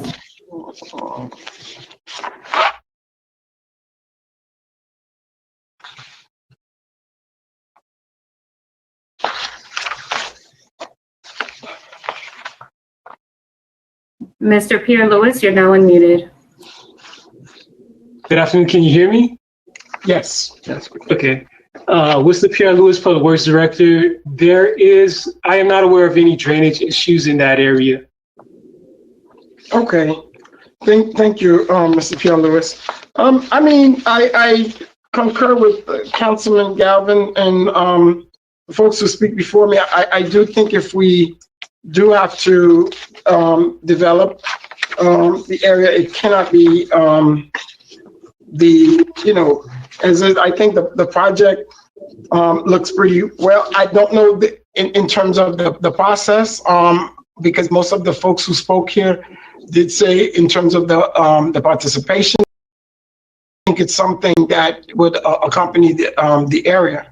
I did not hear any residents. Most of them were, the business owners that was speaking in terms of the parking lot. So that was very important to me, to make sure that the city did not have an agreement with business owners that we were taking something away, which doesn't seem like, which we did. So I don't have any other questions in terms of that, but those were my biggest concern with the drainage that they mentioned, and then that. But because the alleyways, half of it, I know Councilwoman Keys is working on that. half of it is for the residents and half of it is ours. No, Councilman Desilme, there is no residence in the alleyways behind two commercial buildings. The other half is for the business, right? Correct? Okay. That's and the other thing, we cross the border with Miami-Dade County. On 18, one side it's Miami-Dade County, and the other side where the land is, is part of the city of North Miami. Okay. Yes, Carol. Councilwoman, please. Okay. The way the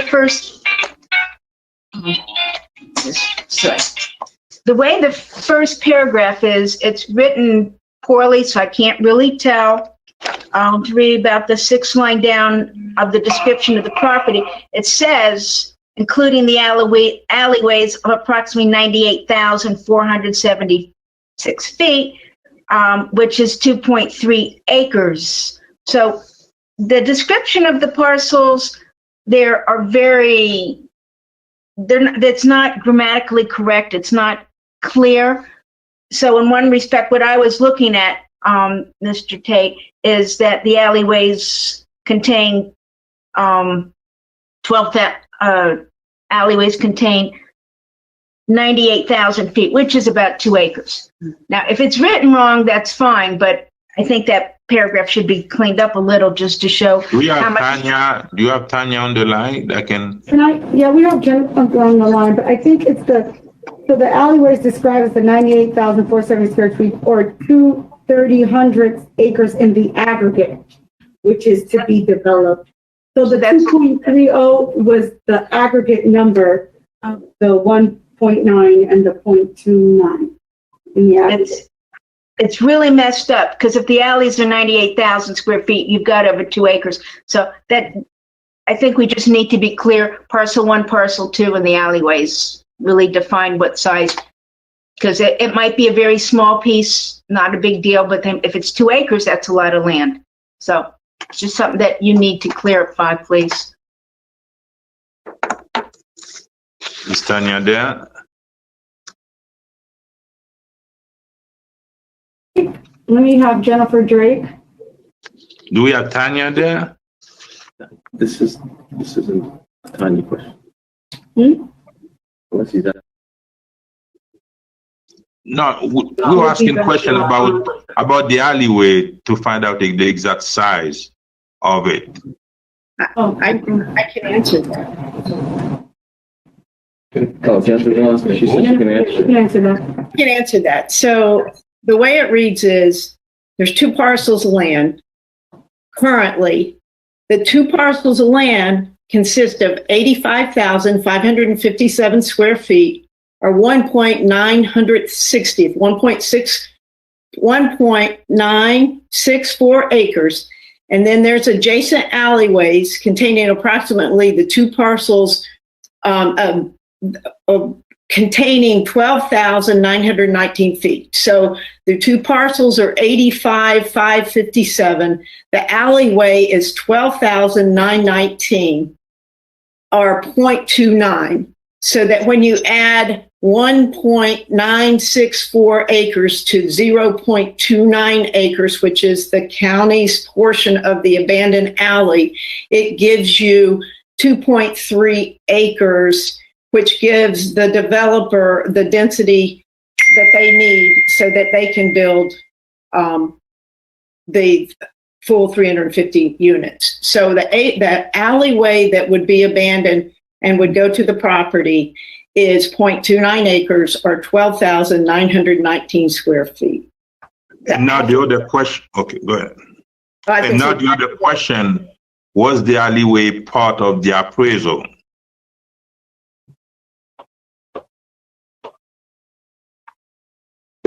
Can you hear me? Yes, I did not order the appraisal. The way I understand the appraisal, and I don't have it in front of me right now, is that it did not if he went only by the survey. Okay. That's been the point is I think we all agree that if we're going to include the alleyway, we're going to have a separate appraisal for that.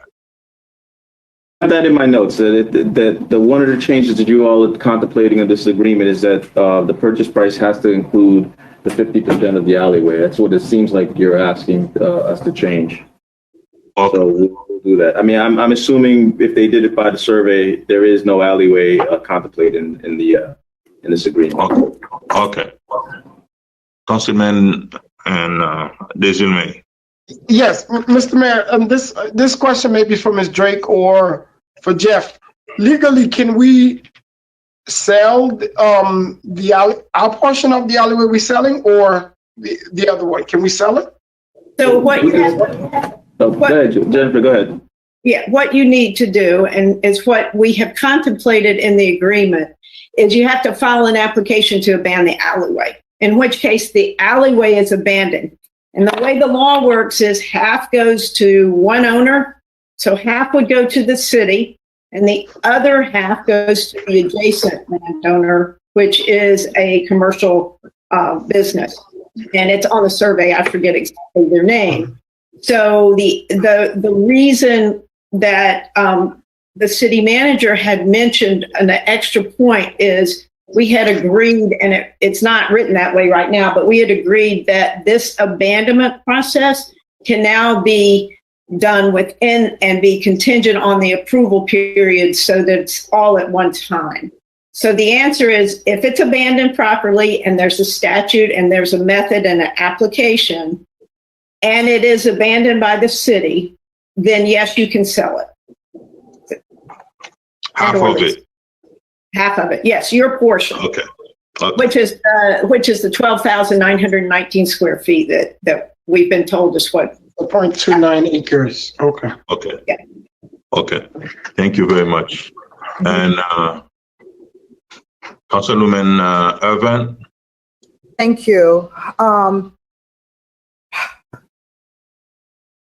part that that really concerns me is I just want to make sure that we have allocated 10% workforce housing.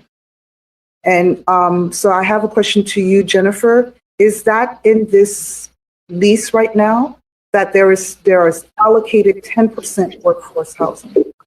We have addressed it.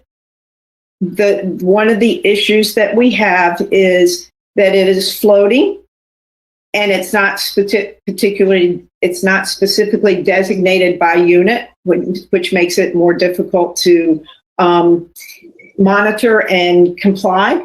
And one of the areas of disagreement, or that we're still discussing, is that they want to be able to take a unit, and if that person doesn't, like the first year they comply within the median range, and then the next year they don't, they want to continue to designate it as applied to. So we've got a disagreement on exactly how to monitor that the way they want to do it without designating, and what we want to do to make sure, so that, because the city otherwise would have to go into and audit it every year to make sure that that as you're floating, that it actually does get put into a new unit, and therefore you can maintain the 35 or however many units. It's a 10%. So if it turned out that they ended up on, if they build 350, it's 35 units. If they build 340, it's 34. So they do have a 10% requirement.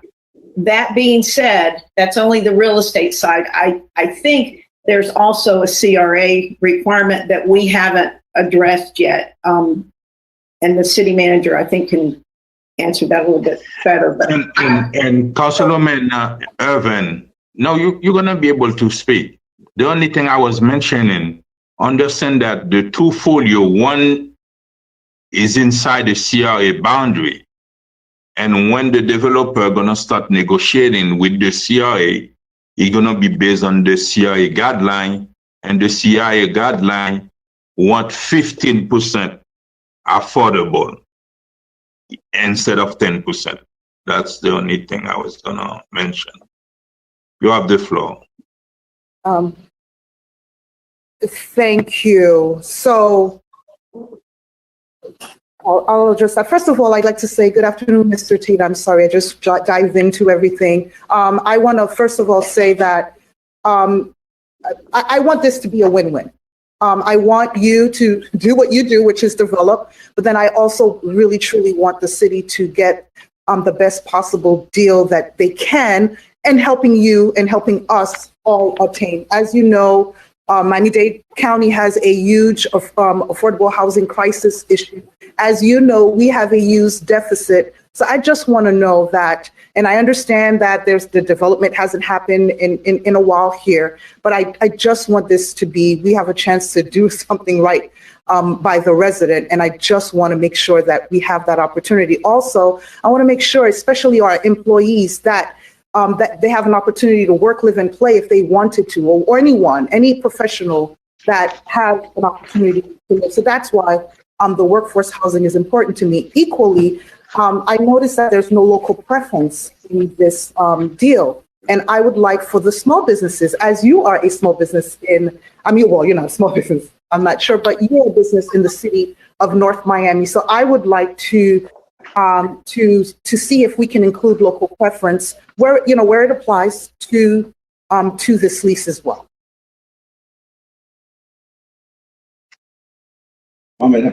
You are set. Okay, go ahead, Jimmy. Commissioner Irvin, thank you for that. Yes, the mayor is correct. The CRA does have certain requirements set forth in their application that we have to adhere to. And one of them is the minimum requirement for workforce housing, and also for giving preference to local business owners.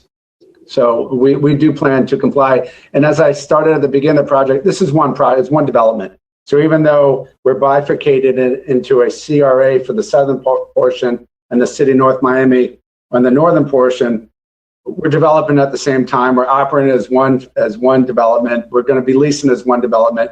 So we're looking at as one development. So we're not jamming all the. You can't give preference on one property without giving preference on the other. Is what I'm trying to tell you. So what's going to dictate is a CRA application, and without the CRA application and reimbursements for certain grants, this whole development doesn't economically work. So they're an integral part of this. So they will be dictating what we need to do. And so how soon will this development be happening? Well, I know what we've put on paper, and that's another thing. I would like to see, as like I said, I'm going to mention again, we have a deficit. We're trying to come out of it. This could be a win-win situation for both you and us. And so building as fast as we can, obviously in a quick manner, is entirely important as well. So I know that you plan to do it within 24 months. Is there any thought of doing it a little bit earlier? Is that possible? And if you're going to honor the CRA, I'm so sorry, if you're going to honor the CRA, so why can't we just already have this in the standard language here anyway? Since if actually CRA is even more, why can't we have that fixed 10% in this language? The fixed 10% is in here. What Jennifer said, and I don't agree with her qualification of the statement.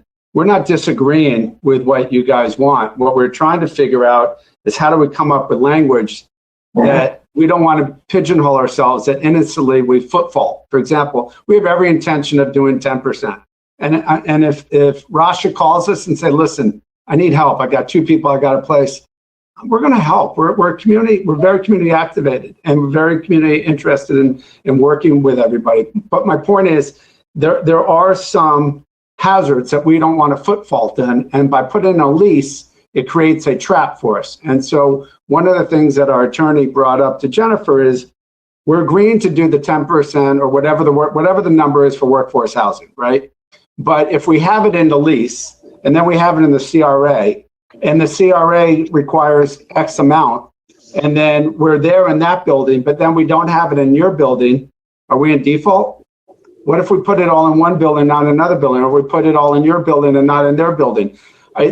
Or if we have it equally spread out because we weren't designated, because the one thing I've learned is you don't want to have a floor of workforce housing, because then they don't feel like they've assimilated into the development. We want everybody to feel equal, and nobody should know who's workforce housing or not. I want everybody to feel comfortable in the community and everyone to feel comfortable in this development.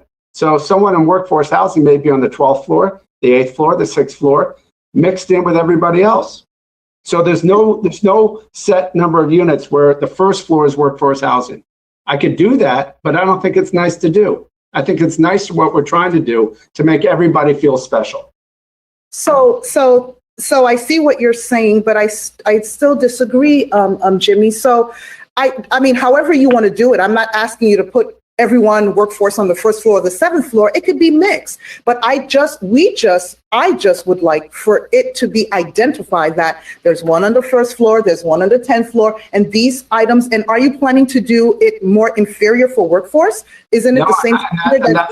And that's my point, Commissioner. I don't want to do that. I want to have every unit the same, and everybody should have the same opportunity to live in the same type of unit. So if I designate a certain unit, it just becomes pigeonholed as that, versus if I have an open unit and I see I need to fill a workforce housing, I'll call Rasha, she'll send somebody over, I fill it. It's the only way to make it a science is to designate one floor.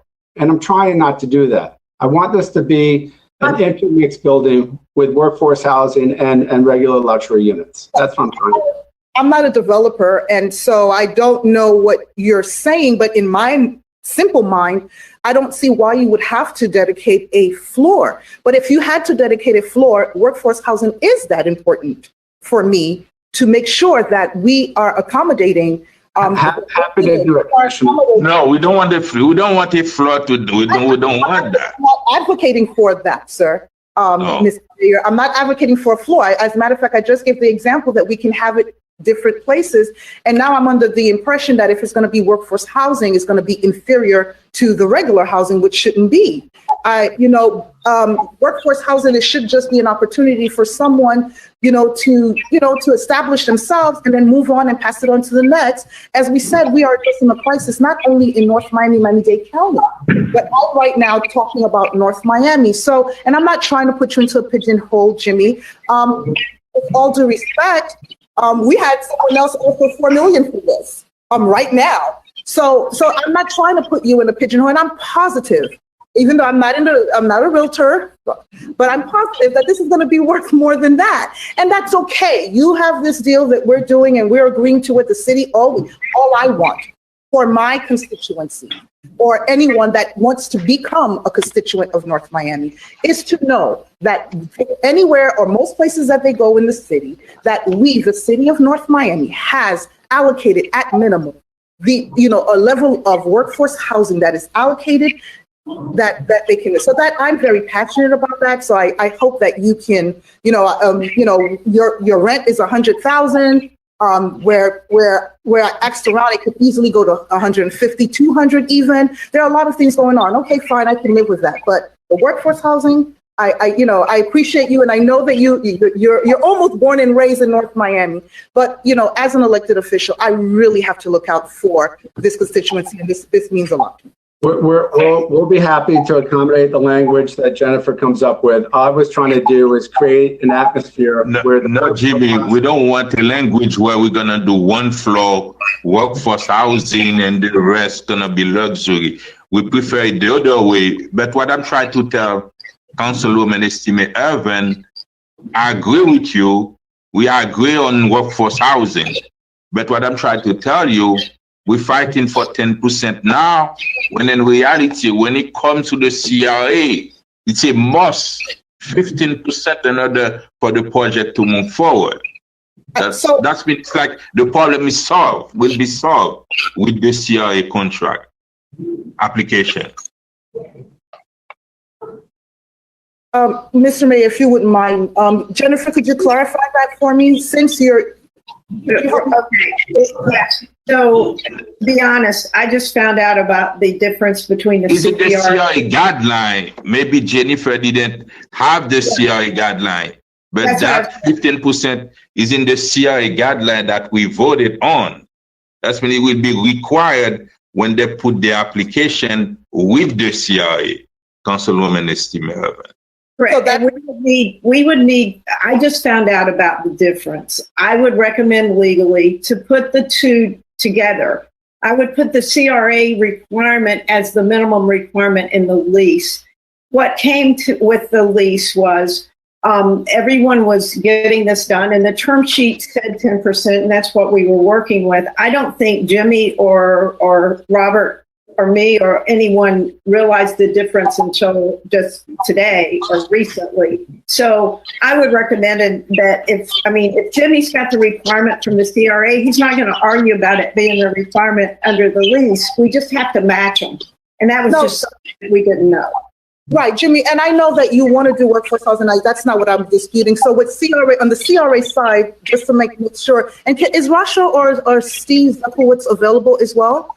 No, they're not on the call. That's a city call. No. That's what we just passed it early with what you call Residence Village. We just passed it with the 1155. We just did those two projects. It's in the CRA guideline. You must do 15% affordable in order to get a grant from the CRA. I don't need to. Yes, Councilman Galvin. Sure. I had asked that Rasha be on this call. Are we confirming she didn't call in? She's in. I heard her voice. She's on. Hello? She's on. Rasha is available if necessary. Rasha is available if necessary. She's here. Yes, thank you so much. So Rasha, I just want to understand the process, please. So when on the CRA side, when we're requiring 15%, does it have to be allocated, or is it just, or is it? So it's in the agreement that we do with all applicants that the designated units come to the CRA and we're responsible for the placements. Just like Residences at Nomi, when we did the presentation, it was approved. They gave us 27 units out of 175, and I listed what the units were, 15 two-bedrooms and so on. But the CRA or its designee is responsible for the placements and to ensure that there is qualified people in those apartments throughout the life of the CRA, which is till 2044. And 1155 was the same. Same thing, 38 units. Again, it says it in the agreement that the CRA is responsible for vetting North Miami residents or qualified applicants for the qualified, either workforce housing, affordable housing. Those determinations are made at the time of the negotiations of the grant agreement. So, but we are responsible for the placements. Okay.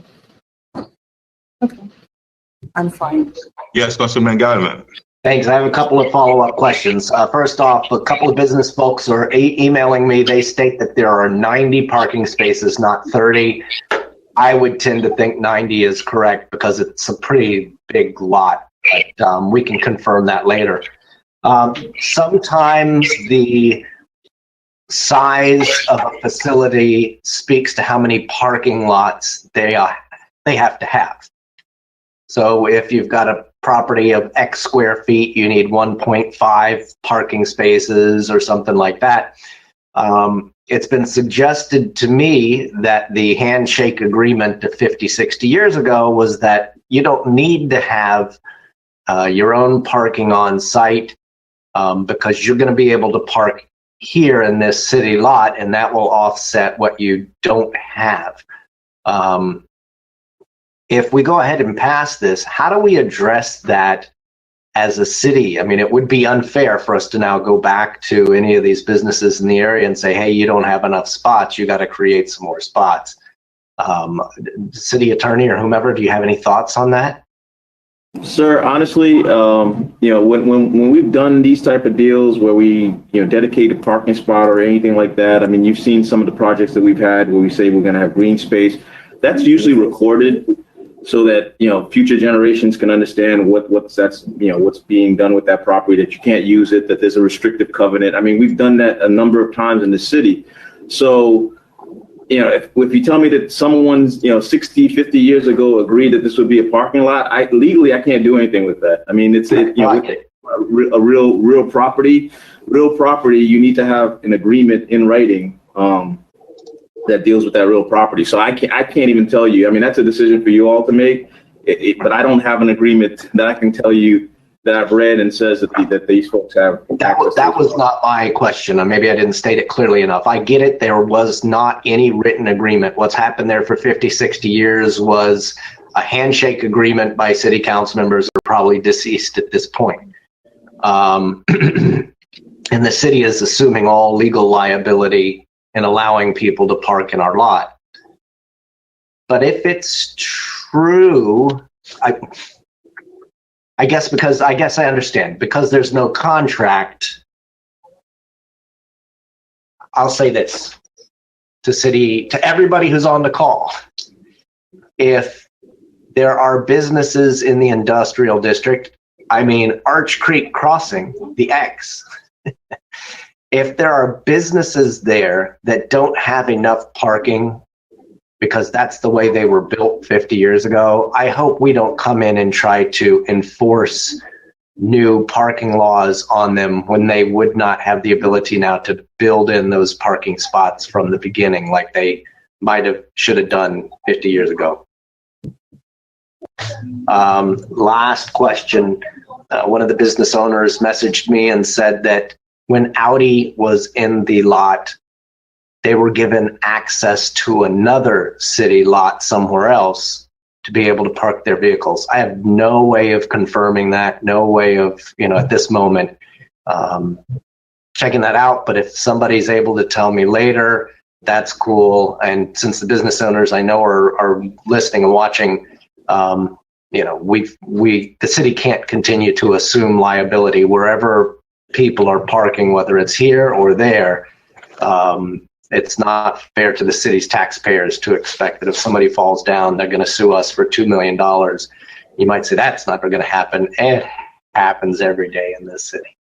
So I think that's all the questions I had. Thank you very much. And we do understand those businesses living in the area, but at the same time, the city of North Miami is trying to increase our tax revenue.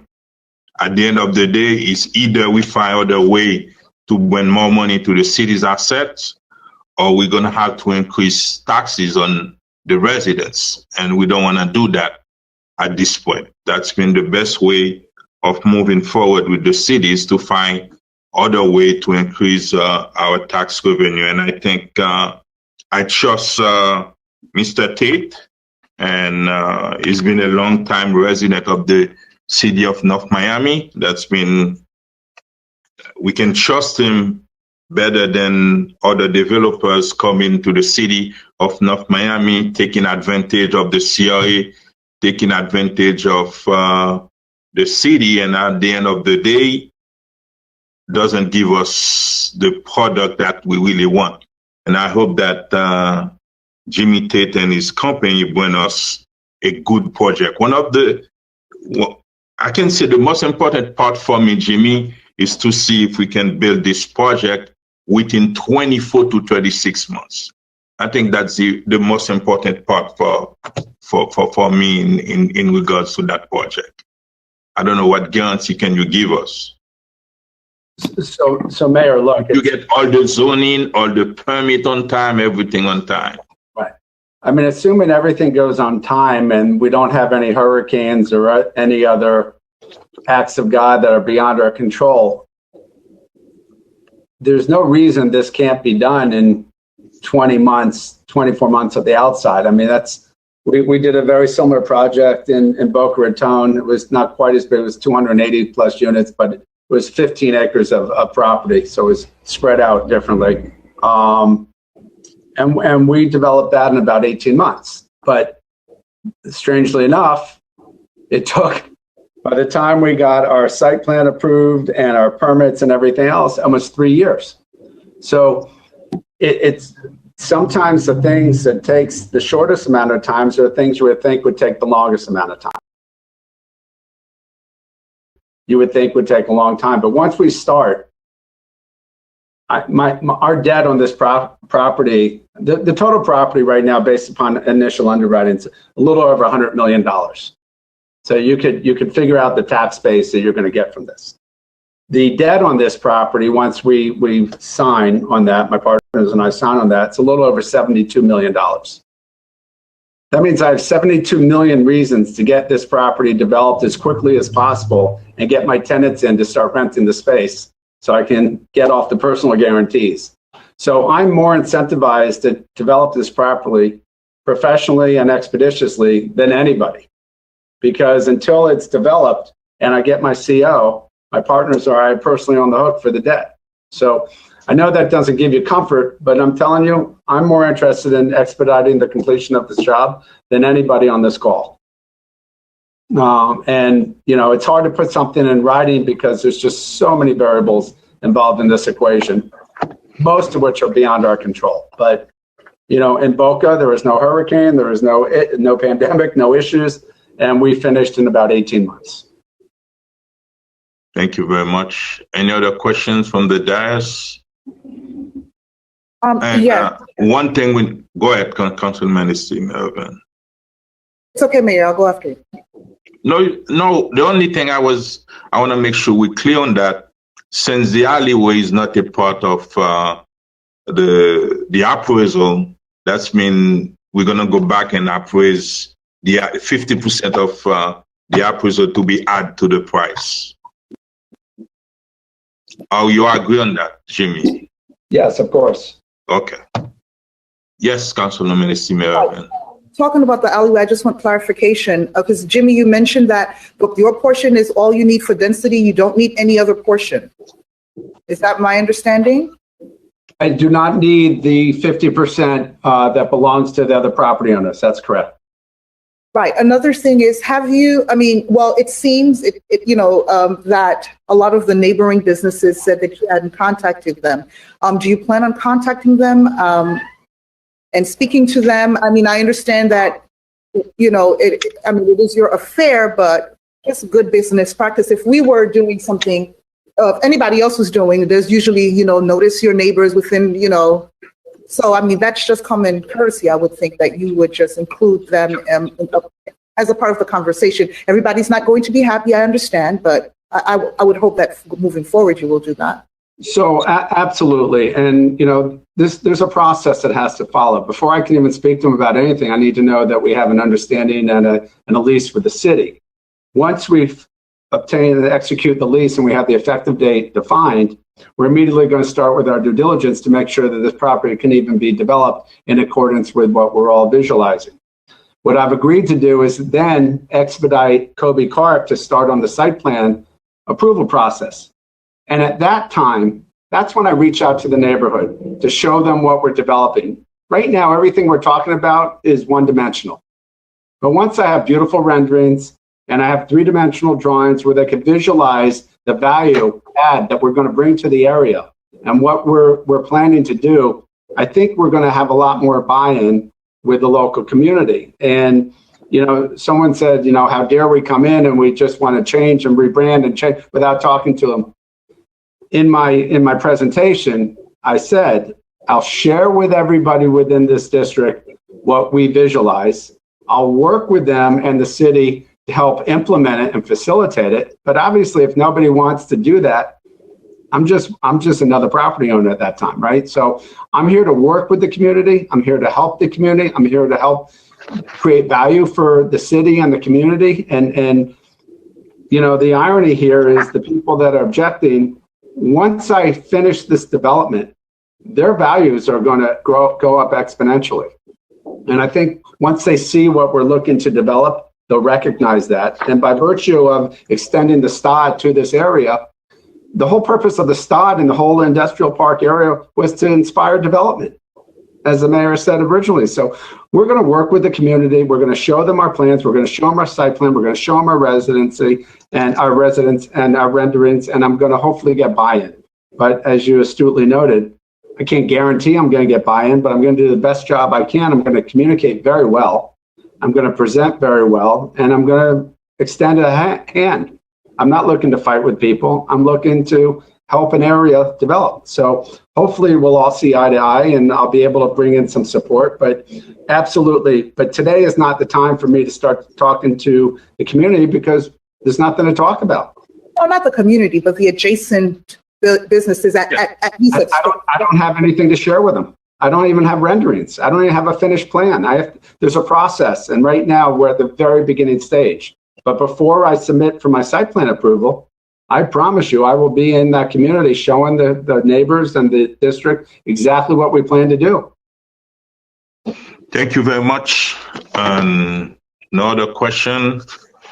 And Madam City Manager or City Attorney, I don't know if you have all the clarification that you need to move forward.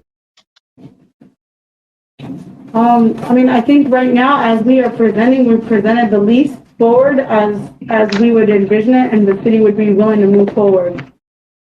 Okay. With the amendments that I've mentioned, please. What? So Which one? I'd like to add the local preference. What local preference? Section 7-15, 8-151. You want to add, explain, tell me exactly what you want to do. Could you, City Attorney Jeff, could you go ahead and explain to them the local preference, please? Section 7-151. You say you want to add that. Add it like what? As a part of the agreement.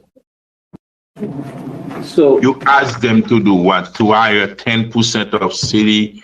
Tell me exactly what you want to accomplish, Madam. Mr. City Attorney, could you go ahead, please?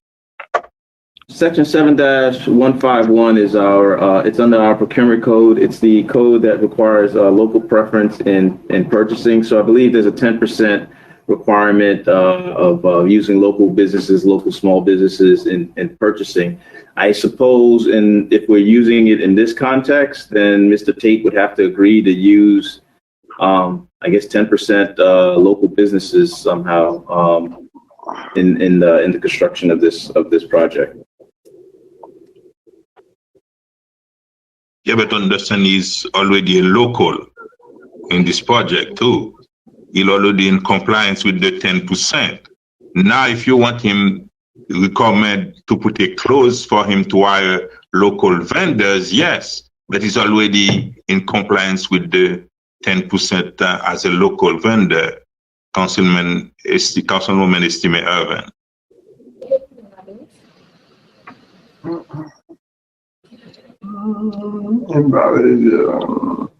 Jimmy, you were going to say something.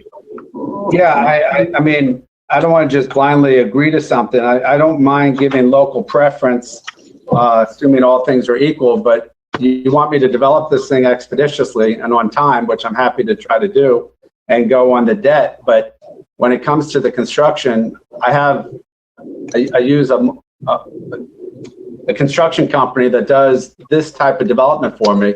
They do billions of dollars of work, and I don't know where he hires his people from, but his trades are his trades, and there's a system here. I don't mind, once it's developed, hiring local people for the project, for management and maintenance and all that, by all means. But when it comes to, hiring a third-party general contractor, I'm not the GC. I'm a developer. So once the project's done, I don't mind doing my part to be a good community leader and give local preference to my hiring. But, so I'm okay with that, as long as there's great effort being put. Go ahead, Council. Can I ask a question, Mr. Attorney? Oh, no, not Mr. Attorney. Well, Mr. Estrada. I believe the local preference that I guess Councilwoman is mentioning is already or should already be covered. I don't know if she was asking for something extra or something different. I believe it was already covered as part of the code, right, Jeff? No? That's what I'm saying. To be clear, the local preference that we have in our, the local preference that we have in our code right now is for purchasing. So if is purchasing or selling, something that's worth over $250,000 to the city, or they get a contract over $250,000, then that's when our local preference kicks in. I think what Councilwoman is talking about is, if you recall, we used to have a local preference with the Solomia project, where they were, they were required to hire, 10% of, I think, subcontractors in that project. I think that's a different, it's a different local preference. I understood her question to mean, can we apply something similar to what we have under 7-151 on this project? But even though it's purchased, a new resolution, though. That would be something in the future we could bring as a new resolution. Yeah, exactly. And especially in the negotiation with the CRA, we can put that clause and recommend that the developer hire at least 10% of local vendor, whatever it is. But right now in the lease agreement, they're already a local vendor. They're already in compliance with that. It's just an addition to that. And we can put it in the CRA agreement that they're gonna come up with. Right. So the other thing I'm fine. I'm fine to wait till CRA time. That's okay. What I would like to see though in here is the workforce language based on the CRA funding and all that. I'd like to see what was the language that you had suggested, Jennifer Drake, please. Well, I was going to get the CRA language and work it into whatever the requirement is. But the CRA language going to be negotiated by the CRA. The CRA have an attorney. That's different. No, it's not. It's going to come back to you. You're going to decide. It's just the lease agreement. Everything going to come back to you. You're going to be decided. It's an option to buy. Huh? So, this is a lease agreement with an option to buy. Is that not correct? Yes. Yeah, but within 10 years. But understand that even though if they purchase it, the agreement with the CRA going to be with doing the life of the CRA, which is 20 years. The CRA language is stronger than what you try to accomplish here. That's what I'm trying to tell you. And what's the problem? If it's stronger, then can we just put it in? So if it's not a big deal, then okay, let's just put it in now. What you want to put now? What you want to put? May I now? Thank you. Yes. So, Ms. Jennifer Drake, you were saying that you were going to find. Go ahead and explain it, please. That's not for her to do. That's for you to propose for us to say yes or no. Not Jennifer, Councilwoman Estimerven. That's a policy decision. Mr. Mayor. She's a real estate lawyer. She haven't read the CRA agreement. Madam Drake, I would like to put a language similar to what the CRA has in terms of workforce housing, 15% in this current agreement. And I know it'll just be all in. That's fine. Or actually, I didn't even want to do 15%. But you have to put a motion and we have to vote for her to put it. That's what I'm trying to tell you. I was trying to do a friendly amendment, sir. That's exactly, but not her. Just address the amendment to us. Let me say something. Councilwoman? Yes, go ahead. So part of this whole deal is that the developer's going to get CRA approval. CRA will not approve it without your 15% local workforce housing. So it's already going to get built in. I don't know if this helps you, but it will already be built in when they get the approval. It's already there, unless you think they're going to go out and build it without CRA. Oh, it's not that. Then it's already covered. They can't get they won't get a grant unless they, in their agreement to get the money, agree to local workforce, whatever the workforce employment and the housing. That's already built into the CRA. So let me ask this question. Are we taking out the workforce housing out of this? No. No, we're not doing that. You try to complicate things, Councilor. I'm not trying to complicate things. If you would allow me to express myself, please. Go ahead. Thank you. If it's going to be, if it's not a big deal, why is everyone making it a big deal if just to state it? That's okay. Go ahead and do what you have. No, that's not what I said. You asked Jennifer to do it. I said you have to make the motion, someone have to second the motion, and we have to approve it, and she's gonna put it. We have to give her the order to put it. That's what I've tried to explain you. I'm not asking, Jennifer cannot do anything. Jennifer can simply recommend. And I was just asking her what language would she recommend? And that's simply what I was trying to do. I know that she cannot do anything. She is advising us. But I'm okay. Yeah, meant to give the CIA guideline, yes. I will back off because I know that I will deal with this on the CRA side. But sir, it's just, if you would allow me to ask my questions, it would, that would be nice. But thank you, I will back off. You can ask your question, Councilwoman. You can ask the question. Go ahead. I've terminated my my statements. Thank you. Or questions.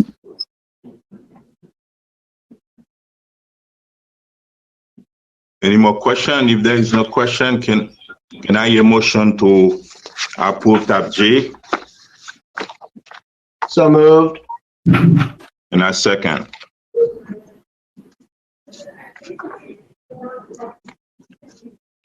I'm sorry. Before they vote, so Mayor, I want to make. What is the motion? So my understanding of the motion is you are approving the lease as is, along with the amendment that that the purchase price of the alleyways be added. But that's the only change to this lease that we're making right now, right? So as you vote, once you voted, this lease would be approved and be executed by the city manager. Okay, and Jimmy, I have a question. Go ahead, Jim. There are about 4 minor issues that I would like Robert, we could do one or two things. We could either have Robert discuss with Jennifer open on this forum, or I'm convinced that between Robert and Jennifer and Teresa, they'll be able to work out fair and equitable language that then we could sign. But I don't want to state that as is, it could be signed, but some of the language in here doesn't work for my lender or my insurance company. But we would like our risk management people to sit with the city's risk management people and work out fair and equitable language. The same thing on some of the language that affects the lending. So I'm comfortable we can do that quickly with Jennifer and Teresa if the city would give us that right. Mayor, if I may, if there are any substantial changes to this lease, then I would request that we'll be bringing it back. I know some of the terms that we're talking about. If they're substantial, we'll have to bring it back.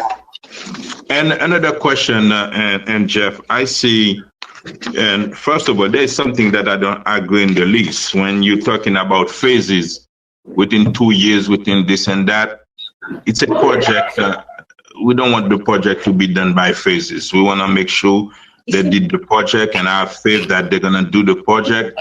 Jimmy cannot be considered as just a developer, but as a long-time resident of the city, and we trust him to put together the project, and I know he can do it. That's when we don't want to do it by phases, phase 1 to first tower, phase 2. We just want the project to be done within 36 months, and if the city do everything that they have to do. And what are the agreement that we have? 1 second, please. Can we at least share what are the 4 concerns? I'll withdraw my motion to approve so the conversation can continue. Jimmy, it's Robert. This is Robert Chang from Schutz & Bowen. Jimmy, would you like me to run through the list of the items? Yes, please, if you don't mind. Just the material one. Well, they're not material, but the ones that we discussed so we can get this clip wrapped up. Sure. The first item on the list is the vacation of the alleyways, which we already had some discussion about, so I don't think there's an issue there. The vacation of the alley is a condition to Jimmy moving forward with the project. So we already solved that, the alleyway. Right, and with the understanding that the value of the vacated alley would be included in the purchase price. Okay, so I think that one we would done. 50%. It would be additional. No, that's an addition. Yeah, It would be addition, added. in addition, yeah. Yeah, it would be added. It wasn't a Correct. part of the appraisal. Correct. The default provisions currently allow for the city to take the property back in the event of default, which could be any default under the lease. And what we have requested, and I believe is in the council report, is the provision be revised, that our request is that the provision be revised to provide that the right to retake the property is only until the groundbreaking. Once Jimmy breaks ground on the project, then so long as payments of rent are being made, that the right to repossess the property would go away. I understand that, Paul. And yeah, but I understand that, but I'm pretty much sure we all okay at, even though if after you break ground, if you decided to sell, the city gonna get its portion anyway, right? The sale of the property is another item that is on this list. Right now, as it's currently drafted, if Jimmy were to try to sell the lease, then that would be subject to the city's approval. We have asked that approval not be unreasonably withheld, conditioned, or delayed. But we understand that the city, as the owner of the property, would have the right to approve a sale. But we would just like it acknowledged that that right has to be exercised reasonably. Okay. Is there any council? Go ahead. Those are the 4 items. No, if I may, I've got 2 more. One is related to one of the other items we talked about, which is the default section. There's a separate environmental provision of the lease that includes a default provision that allows for recapture for failure to comply with some of the environmental covenants. So if there was a problem and there was some contamination occurred on the property, Jimmy would have to clean that up.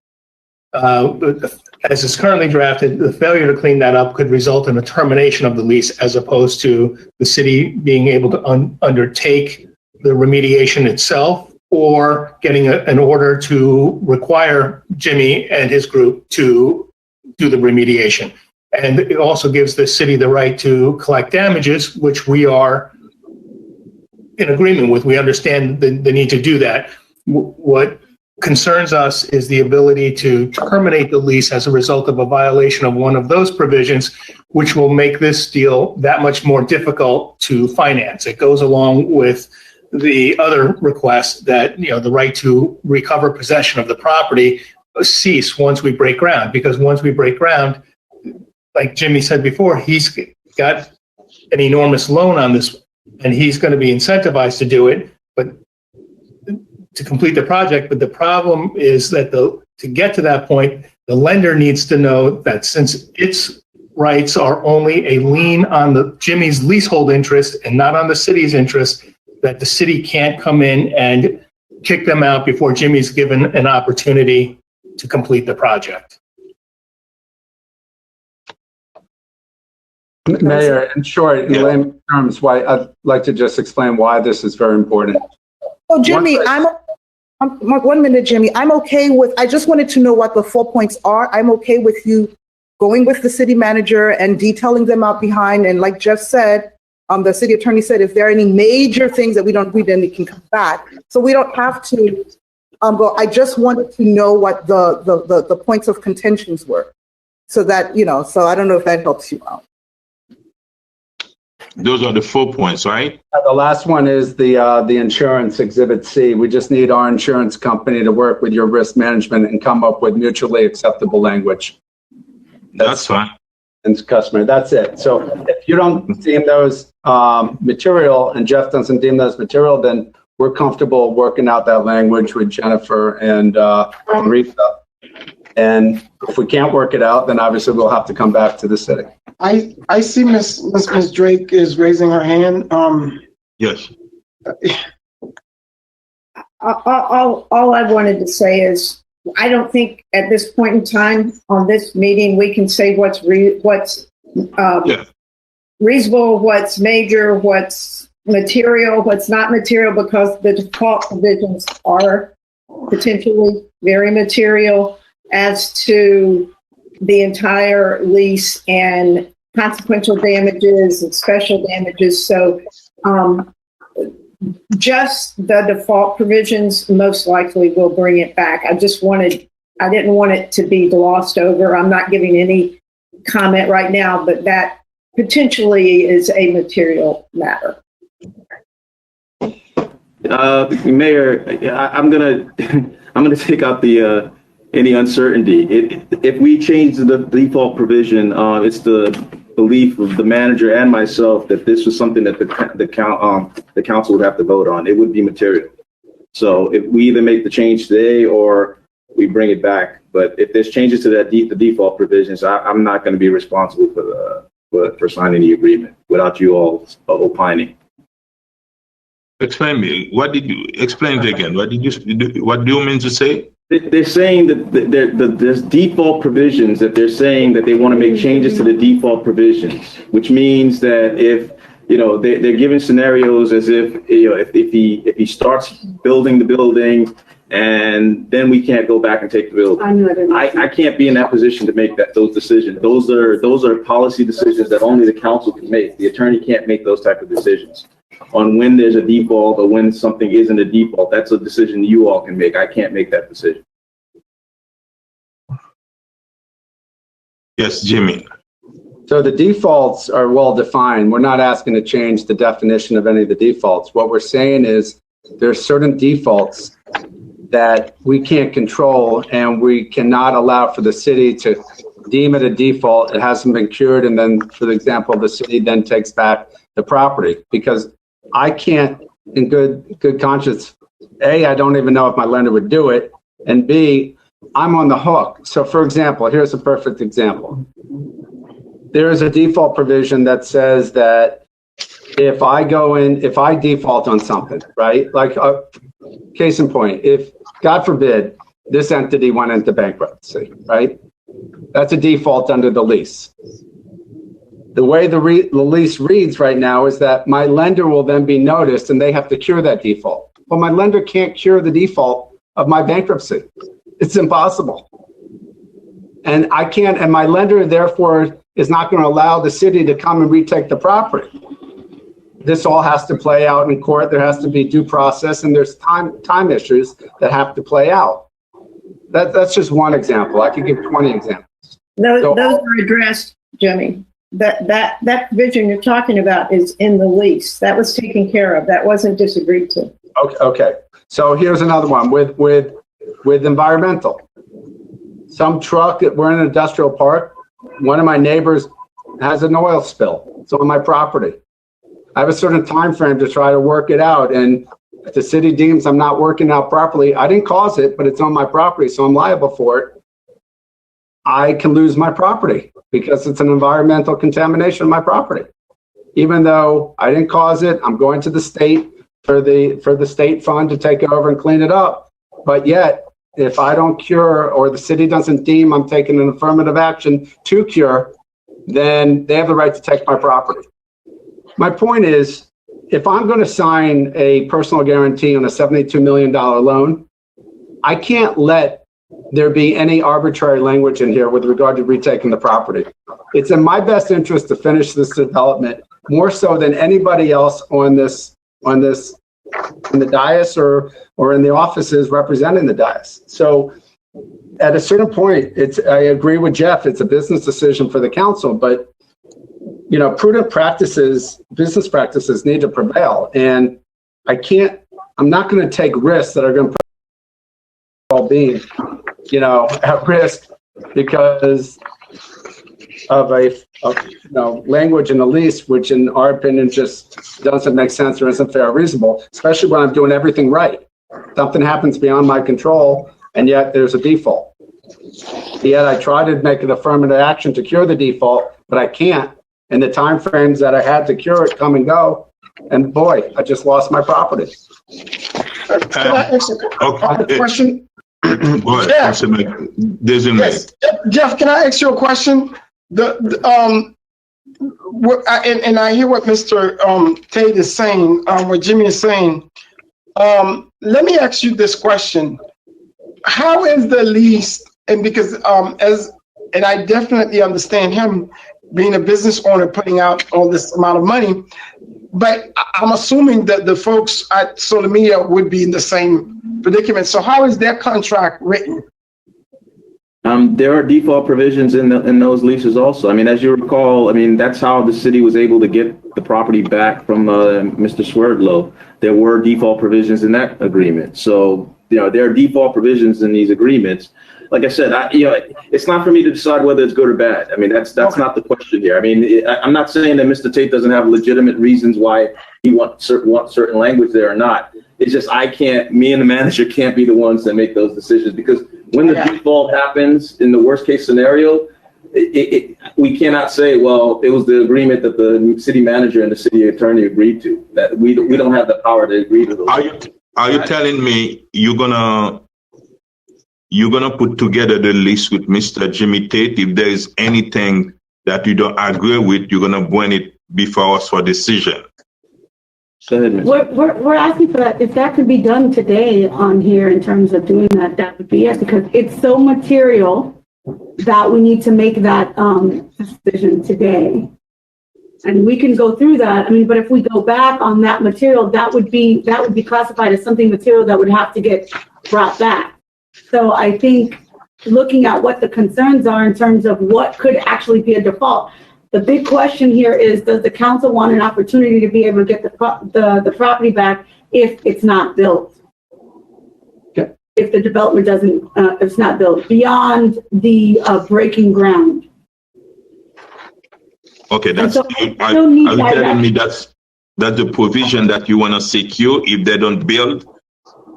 That provision is currently there. That provision, as presented to the council, the provision exists right now in the lease. So that's what's in the lease. But there are concerns in terms of the business concerns that were raised by Mr. Tate. So as the lease stands right now, there is a recapture provision for not building the property as it as within how long? Within how long? It would be a total of 24 months after the commencement date, which is the rent commencement, which is 2 years from there. So that's 4, and then the 2 towers within 6. Yeah, but I think it's too much pressure. The land been sitting there for 40 years doing nothing, and now if we act in good faith with Mr. Tate, I think that 24 months of 36 months, I think that's too much. Well, Councilman Galvin, you were going to say something. No, I'm just listening now. I'm sorry. Okay, Jimmy, go ahead. Here's my one comment. If I'm paying rent, one of the things that the city manager negotiated with us, which I acquiesced on, was that she gets the clock rolling after the 24th month. So I'm paying rent. So as long as I'm in good standing paying my rent, why does anyone want to put a noose around my head to take the property away from me? As long as I'm current with my rent payment, or the worst case, let me just buy the land. Because I'm trying to do a good thing here and develop a beautiful residential community with some mixed use to it. And yet, if I footfall or something happens beyond my control, I run the risk of losing this property, even if my rent is current. It makes no sense to me. Who would do that to me?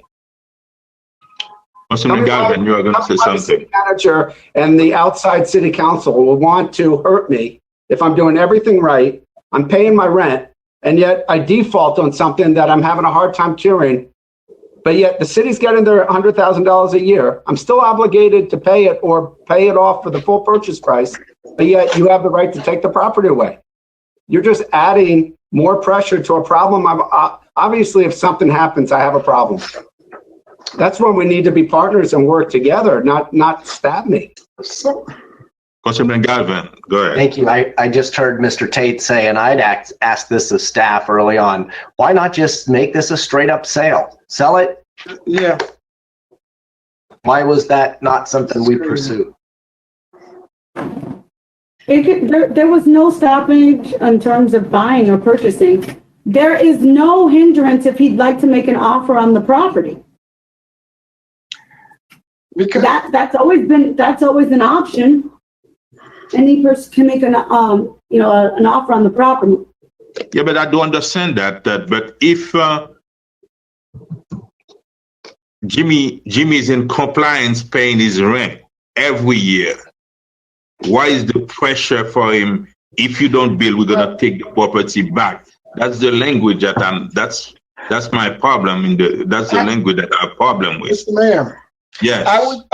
I would agree with Scott because that provision is something that we have in previous contracts. So I don't think we need to go down that road, because if we do now, we got to go back on previous contract that's coming on changing those. So I do agree, if we are going to, the back and forth here is like, if it's the will of us, and I don't have any issues with however we want to do it, either we sell it or we give it to them. I don't really care at this particular point, because it seems like with these agreement and the management from the attorney and from the manager standpoint, and I understand their standpoint, they cannot make some changes, which are policy decisions that we need to do. So we need to decide what we're going to do, whichever way you guys decide to go, I'm okay with. So whatever that we, council need to do, but we got to be careful on how we do these contracts, because we're going to have somebody else who comes and say, well, you did this, and then, blah, blah. So either we sell it or we say we could give it, whatever the case is,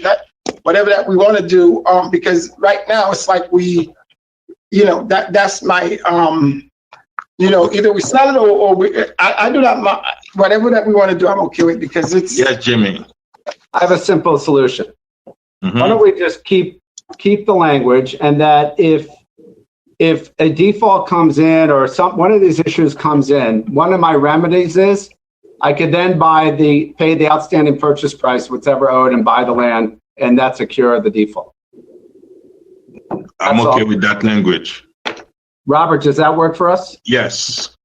I don't know. Is Jeff? That's fine.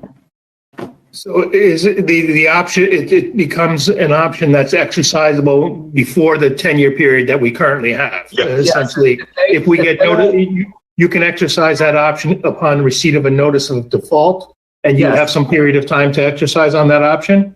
Yes, if they give me a notice of default and I can't cure, then one of my options to cure is just to buy the land.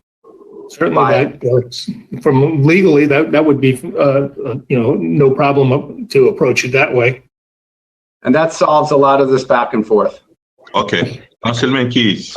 Okay, just one thing, we're doing this deal or this transaction with Mr. Tate because of all that we've discussed and his ability of his partner, Mr. Rock, and him to build a quality development, which is why we're moving quickly, why we're doing this lease, and why we didn't put it out to bid. So if we take out the language of he's got his 2 years of approval, and then he's got another 4 years to build 2 towers. No, I got 2 years. No, I think you had 4. No. You had 4. It's 2 years. It's not, and under paragraph 26, page 23, and if you have not completed construction of the north building and you didn't want to do it in phases, and it says, or both the north and south buildings within 4 years of rent commencement. So really, you've got 6 years for this project. And you can always add force majeure. I think we're doing this because we want this project. We want to act as a catalyst for this neighborhood. We don't want to just sell it to you for 3.6. I don't think. Maybe the council does. So, I mean, yeah. Commissioner, I'll just address that. I'm not looking, I'm trying to find a solution. So there's no trickery here.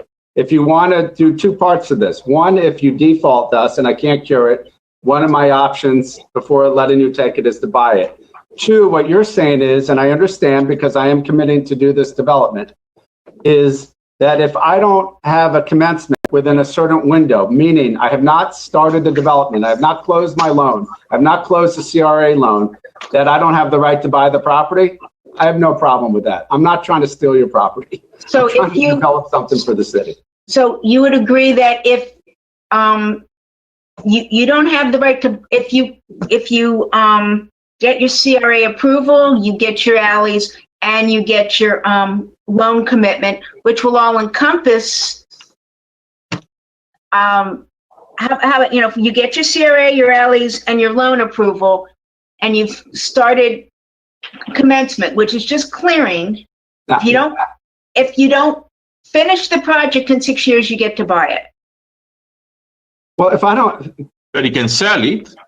If I don't finish the project in 6 years, something went terribly wrong. But that's the way the contract is. So what's the problem? I'm ready to vote on this contract. I understand, but what I'm saying is, I'm willing, as long as look, what I don't want is, once I close my loan, to have the city be able to default me and take the property. So the option is we can't do that for 4 years. But I understand, but your concern is you don't want me buying the property and not developing, and I understand that. So what I'm saying here is, let's put an outside window that if I subject to force majeure or another pandemic, God forbid, but subject to things beyond my control, if I get my approvals and I don't commence construction, I don't close my CRA loan, I don't close my construction loan, let's call it 4 years from the effective date, subject to force majeure, you guys could send me a notice and terminate, or I could send you a notice and terminate. I'm not looking to take your property from you. I'm looking to develop. And if I can't develop, you can have it back. Okay, but to me, we spoke about that, and commencement, and that's all fine if you can't do it all and get started in 4 years. But the commencement of just clearing land, to me, is just not building a project. Once I close on my loan, I'm committed to build this. So whether you consider commencement, shovel, whatever, once I close my loan and I start, I need the right to finish, because I'm now on the hook. I'm on the hook with my contract. I'm on the hook with my lender. I can't afford to have a little time period. So what I'm saying is, if I don't close my loan and I don't close the CRA loan and I haven't started commencement of construction within 48 months of the effective date, which is less time than what I believe the contract says, you can send me a termination, and I think there's language in there wraps it up, and I should have the same option, and I can send you a termination. I'm not here to take anything that I didn't project that I was going to do. I can't do it. I can't do it. I'm very comfortable. I can do it. We're going to be very successful. But there are many things, as you know, as we just experienced with this pandemic, that are beyond our control. And I don't want to be subject to closing my loan, having something go, start construction. There's a pandemic that shuts everything down for a year to 18 months. And all of a sudden, my 48-month period comes, and you say, I want to take the property. And I said, I commence. And you said, well, you didn't really commence far enough for me, but I closed my loan. I signed a $70 million contract with my contractor. I commenced. I'm obligated. I can't have you take the property back. But the point is, so if we can mutually terminate, and that's okay with the council, and our attorneys can work out something, that seems palatable. But the language, Councilwoman Keys, let's see, first of all, Jimmy get his alleyway. Secondly, he get his loan. Right. And third, the CRA grant. Can we put a timetable after that? Those three elements? If he doesn't get those three, then we can all, if he doesn't get those three, tenant Jimmy can terminate, but it doesn't But say the also you city. get the zoning as the fourth element, Okay, the but- zoning that you need. But Jimmy can terminate, but it should also be at the option of the city. We can terminate if he hasn't done that. After all, If he has, within after the this 2 years, within the whatever, 4 if he years. hasn't- if he doesn't get his loan I agree commitment, on that part. Okay. One at a time, please, guys. okay, if he doesn't get his loan commitment and he doesn't get his CRA approval and he doesn't get his alleyways by a certain time, then the city also can say, you know something, you're not doing it, we're going to terminate. But what about if we put all the applications and the city doesn't- all the applications? But if he doesn't get the CRA and he doesn't get his loan approval by a certain time, I mean, you all, whoever's the council can always agree to extend that time, but the city has to have the right to terminate this too and start from scratch. I think Jimmy kind of agreed to that. Good, Jimmy. I did agree to that as long as it's subject to force majeure and, Absolutely. the city acting in good faith with regard to all the approvals, because as I explained to you, the only thing I can really control is my due diligence period, which we have 90 days, and submitting my permits for the site plan, which between 90 and 120 days, I will be submitted. Then, once I get the site plan approval, it takes another 4 to 5 months to do a full set of master development plans, and I submit that to the city. And I don't know, that could take 6 months, that could take a year, and all of a sudden I'm at 24 months. I have $2.3 million into this thing between my architect fee, my professional fees, my attorney fees, my loan commitment fees. And now all of a sudden 24 months comes, I've done everything right, it's been delayed for things beyond my control, and you want to terminate. So No, it's 4 years, Jimmy. It's not 2 years. 4 years, yes, 4 years I'm okay with. Well, that's where the lease reads right now, which is what you want to take out. The lease gives you 4 years after your approval. Look at paragraph 26. On page 23, Yeah, I'm here. 26B, top of 23. You have 4 years after commencement date to get your 2 buildings done. Right, and I'm okay with that, but they crossed out excusable delays, which was a defined term, which included city delays. It's subject to force majeure, Jimmy. But force majeure does not include city delays. City Force delays. majeure is an act of God. And a city, if it takes me a year to get my permit and I've done everything right, why am I being penalized? So I need my excusable delay definition put back. Yeah, I'm sorry. This is Robert Chang one more time. I want to clarify. That section talks about completion of construction. That's one of Jimmy's concerns. If we're talking about commencement of construction, I think we're fine with that 4-year period. The completion of construction within the 4 years is problematic. 4 years after commencement date is problematic? You've got 6 years from the date of the lease, 2 years to get approval, and 4 years to complete 2 buildings. That's 6 years. So all I'm saying, Carol, is if I don't have my if I don't have my CRA, I agree. You can take. I don't need the 6 years. The project wasn't financeable. But if I have my CRA loan and I have my financing, I've closed and I've started construction, I can't have the city take my property back, regardless of the state of the property. So what I'm saying is I'll either continue paying the $100,000 a year, and that should be a cure, and I'll still work to cure any other default, or my option should be at that time to buy the property, because I've signed a $60-70 million contract that I'm obligated for with my contractor. I've signed a $72 million personal guaranteed loan with my lender. And whether anyone agrees with shovel in the ground means I'm on the hook. I can't have the city take the property back. Let's see we get to a conclusion 4 years after commencement instead of 4 years to complete the project. Subject to commencement of construction, subject to force majeure. I'm okay with that, but I don't think my lender is going to let you guys take back the property if something happens. For example, here's another example that can happen. There's no hurricane here in the state. We're down, South Florida is fine. And I'm just using an example. I use a very big builder who has insurance, is going to name the city as additional insured with his bonding and everything else. But God forbid, there's a hurricane up north. Let's say he has 5 projects.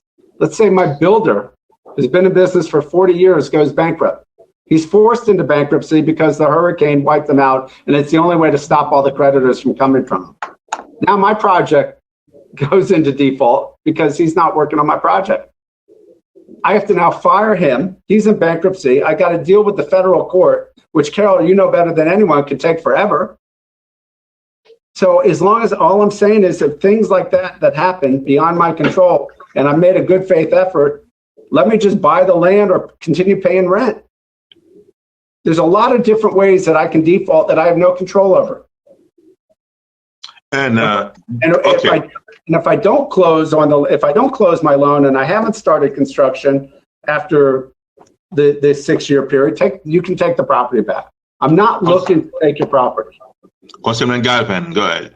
So I think about 15 minutes ago, we had all the lawyers doing this in agreement that if there was some sort of delay in the project after, I think it was 4 years, Mr. Tate would have the ability to just buy it. Is that agreeable still? That works. That solves my concern. Okay. I'll make the motion to approve the item with that caveat added. Period. And I second that. Jeff, do you have the... Mr. Cazzo? Sure. Yes. Between Jennifer Drake and I, we understand exactly what the council was asking. Okay. And can you just explain to me what you're doing? He wasn't there? Councilwoman, I'll give it a stab if I say it wrong. Somebody correct me, because I ain't an attorney, and you don't have to be nice to me today. So if he gets Mr. Tate gets all of his financing, everything is going normal, and if for some reason after 4 years construction hasn't started or there's some other default on the contract, the city and Mr. Tate will agree now that he has the ability to purchase the land straight up to cure any problems that are there. Did I say that right? So can we have a discussion? But did I say it right? That's why the discussion we've been having. You wasn't there?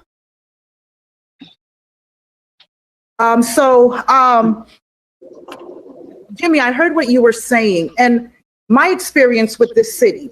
Okay, so I don't want to, within 4 years, you could just buy out the land. Is that what you're asking for? I'm not asking, I'm just trying to find a happy compromise. Oh, I heard some of your concern. In my experience with the city of North Miami is if there were an issue, because you mentioned hurricane and this and that, if there were ever an issue, we're not that city. I've not witnessed a city that you were not to come in front of us and say, here's what's happening, and we would just sit and do it and deal with the terms. I mean, this whole, I want it to be an option to buy. I am more comfortable with it being at its original state, where it was an option to buy within 10 years. You've mentioned several times that you are in good faith and you want to build, depending on what's going on, you want to build within 20 to 36 months. I don't believe that the city is going to come after you when this is remember I started out saying this is a win-win situation where you win and we win as well. We need to get some tax revenue. So I don't, I don't understand why. Do we think that you're going to default within that time, or I don't understand. Yeah, but I understand. And especially, Mr. Mayor, I'm sorry if you allow me to finish. Like Councilwoman Key said, So if we do this, and I want to do this, I want to make it clear, I want to do this with Jimmy. I think this area needs development. I think it's going to be good for the city, but the precedents that we're setting. So if we have any other property, somebody can just say, hey, I want this property, and nobody has a fair option to bid it, to a fair RFP process. You understand? This is the precedents that we're setting. I just want us to be careful. Again, I am not against this project. I just want a little bit of fairness. I want it to be fair all around. I don't want us to look like we're giving away our land just like that. I just, and other people should have had a similar opportunity to, if that's what we were trying to do. So I am personally more comfortable with the language as is, where we can do development, where we're getting some revenues and we're getting less than we could have gotten. But I'm okay with that because there's not been development in 40 years. And then afterwards, after we've benefited, and he's also benefited, then we can talk about purchasing, but not within 4 years. I'm not so comfortable with that. I'm not, I would prefer that we don't go that route. Councilman Galvin, and I'll to not belabor the point, my motion stands with the caveat. If it gets voted down, then we'll discuss other options. But as long as the attorneys agree that I sort of restated the intent correctly, did I? Yes. I just want to clarify. I'm sorry, if I could just clarify something on behalf of the tenant. I believe the motion included language that if there was a default within the 4-year period, are we saying that it's limited to that 4-year period, or is it any default during any term, any of the term of the lease? Which is 6 years or 4 years? So if I may. Hold on, are we, Mr. Chang, are you asking me, or Mr. Chang, are you asking Mr. Tate, or I don't do? No, I'm asking what the motion, it wasn't clear to me whether it applied, to what period that option applied. My motion was for 4 years. If 4 years from today goes by and nothing has happened, and we want to say there's a default, that Mr. Tate would have the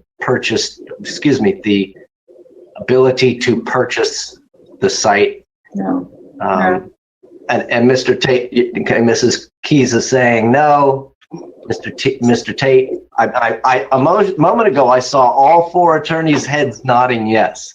I want to get back to where we were all nodding our heads yes. And if I've misstated what was earlier stated to get you all nodding your heads yes, just tell me how to say it more eloquently. Mr. Mayor? Scott, when you first made your motion, you also put in 2 things that were important, which I wanted to clarify, is that provided that the tenant, Jimmy Tate, had obtained his CRA approval and had obtained his loan approval, those were contingencies, and then he couldn't build, say maybe he can't get his 4 towers done, his 2 towers done in 6 years, then he could have the option to buy. But that means he's commenced, he's got his approvals, he just can't get it done, so then he can buy.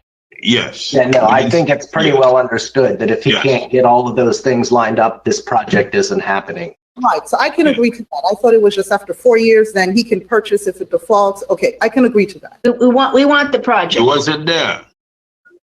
Go ahead. So that's my motion with all of those caveats, so we don't belabor things. I second that.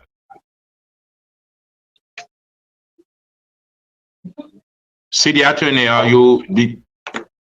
It's understood, sir. Yes, sir. I'll call the question. Good. Can we just say all in favor, say aye and go on, or do we have to wait for the clerk to come back? Now, I okay, I think I'm clear on what we're voting on, because you don't have the attorney that you could get the advice from. Miss Jennifer is somewhere, but I think I'm getting it. I don't see Madam Clerk. Are you? I'm here. The camera will turn when I speak. Okay, I can see you. I don't see the green. Is he asking? Can we just vote? Jeff, are you clear? Can we vote? Councilman Desilme just asked for a question, so that's why I didn't say anything. Oh, no, I'm talking about. I've called the question. A vote is now appropriate. If it gets voted down, it gets voted down. But we're going to keep playing this, punt it 5 No, feet but down the Councilman road. Garvin, I was making sure that the city attorney Jeff Cazzo understands exactly where we are. Yes, sir, I understand. Okay, thank you very much, Madam Clerk.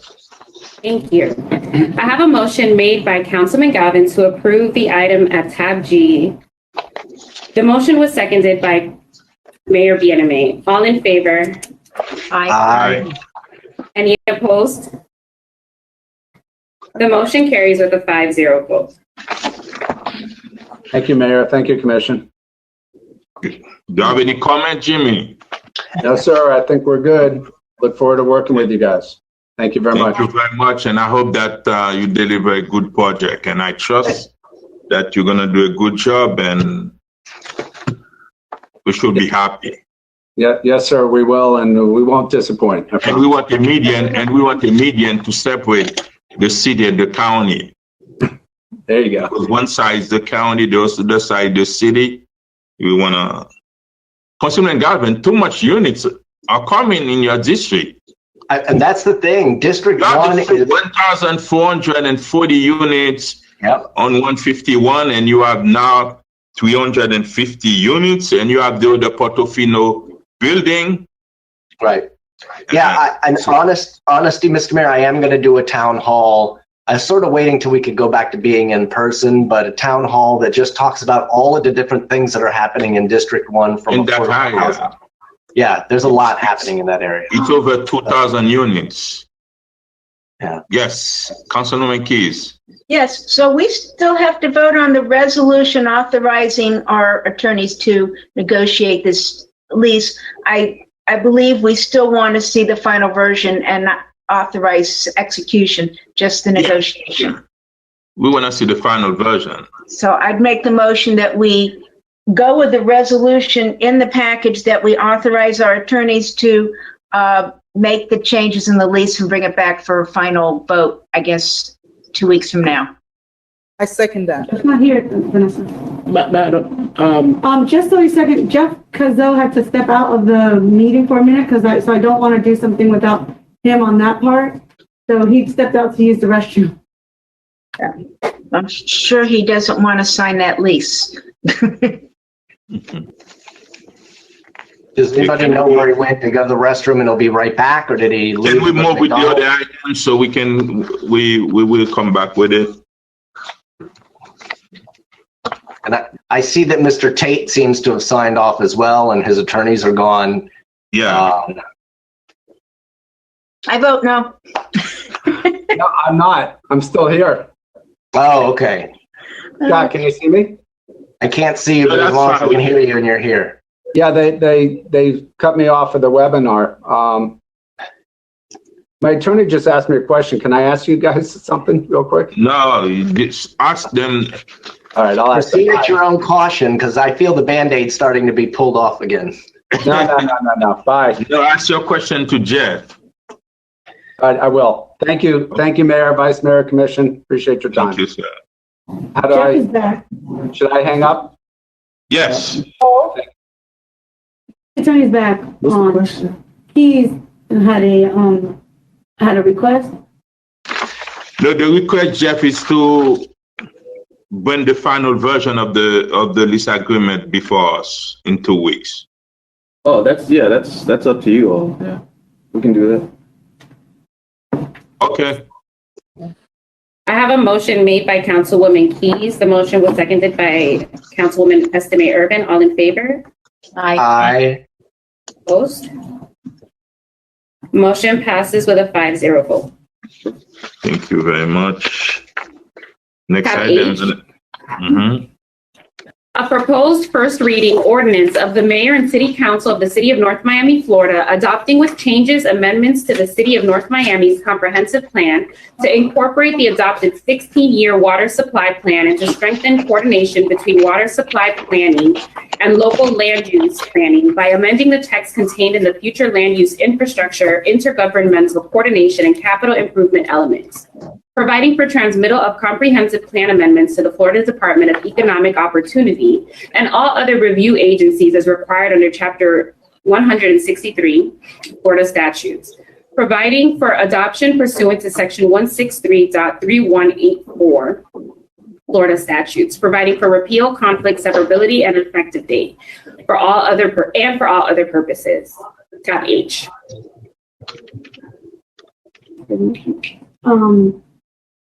This item, we've all had separate, I've had separate briefings, but this item, on September 22nd, 2020, we adopted the City of North Miami's water supply work plan update. And so the requirement by law is that once you update that you update the comprehensive plan with it to include it. So that's what this is doing.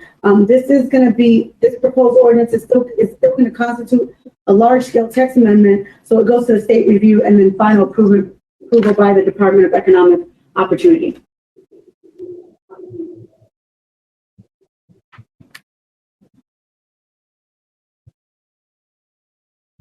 So that concludes our presentation.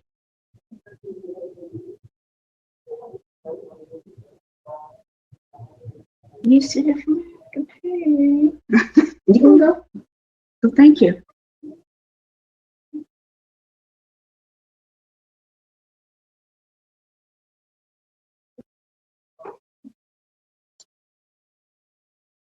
The mayor, are we offline? Is that what happened?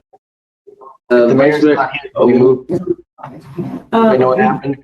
You're now in charge. Should we take a recess? Do you want me to run with it? Go ahead and open public forum, Vice Mayor. We're going to continue with the meeting, tab H. We're now opening it. Oh, excuse me. Tanya, did you present? Yeah, with the presentation is just to add in the water supply. Okay, we'll now open up tab H to public speaking. If anyone would like to make a comment for tab H, please raise your hand at this time. If you're using the web application, you just need to click on the raised hand icon. If you are dialing in by phone, you can press *9 now.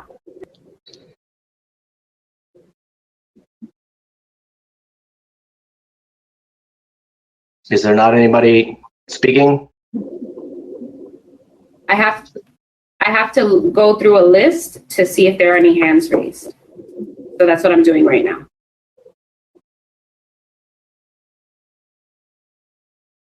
All right, at this time, Councilman Galvin, there are no hands raised on this item.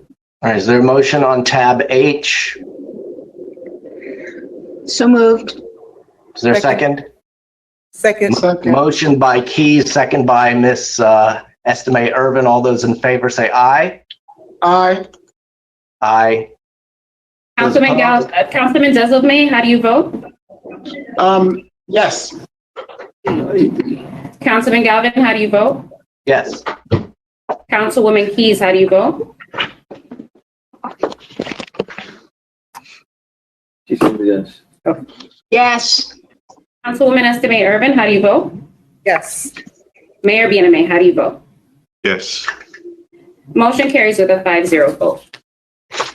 Tab I, a proposed first reading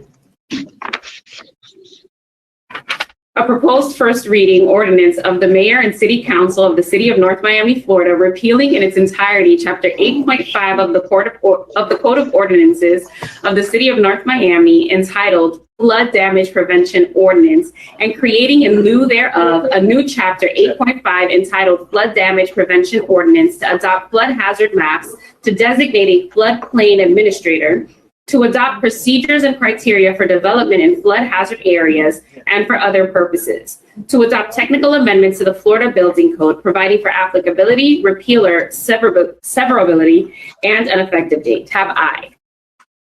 Thank you very much. staff presentation. Good afternoon,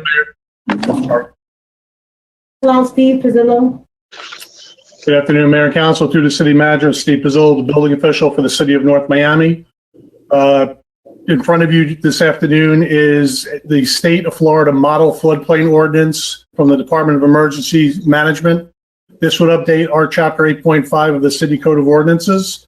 It will help to make the City of North Miami more resilient and aid in the fight of such items such as flooding and sea level rise. The City of North Miami, as part of the National Flood Insurance Program, also takes part in the Community Rating System, which affords discounts on the flood insurance policies that property owners purchase.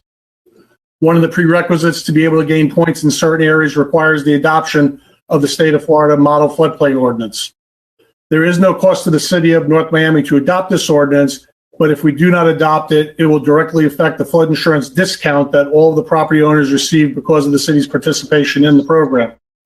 Staff is requesting Mayor and Council approve this ordinance on first reading. I am now available if anybody has any questions. Thank you very much. Now let's open it to the public. Public hearing is open on tab I. Public hearing If you open would on like tab I. If you'd like to speak on this item, please raise your hand now. If you're dialing in by phone, please press *9 to raise your hand.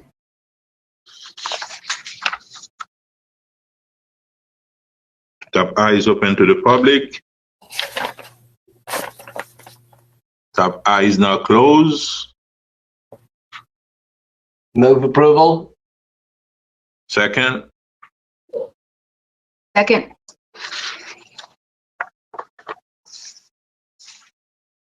I have a motion made by Councilman Galvin to approve the item at tab I. The motion was seconded by Councilwoman Keys. Councilman Desame, how do you vote? Yes. Councilman Galvin, how do you vote? Yes. Councilwoman Keys, how do you vote? Yes. Councilwoman Estime Irvin, how do you vote? Yes. Mayor Bianame, how do you vote? Yes. Motion carries with a 5-0 vote. Thank you very much. Now we have tab J.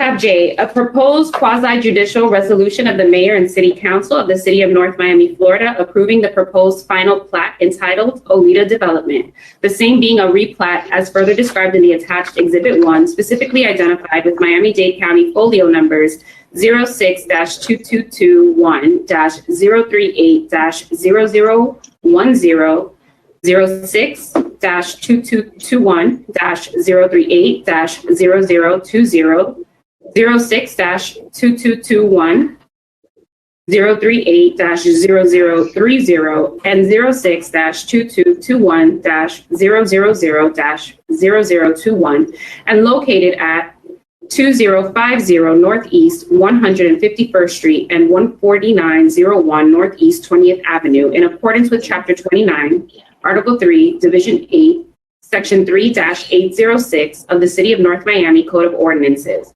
Land Development Regulations, Chapter 28, Section 28-8 of the Miami-Dade County Code of Ordinances, and Chapter 177, Part 1, Sections 177-071 through 177-091 Florida Statutes 2020, providing for an effective date and all other purposes. Tab J. Mayor, before we proceed, would you allow me to just swear everyone in who will be speaking on this item? Yes, ma'am. Okay, so if you plan to speak on this item, please raise your hand at this time so that I can swear you in. We'll only be swearing everyone in all at once, so please raise your hand at this time if you plan to speak on this item that is at tab J.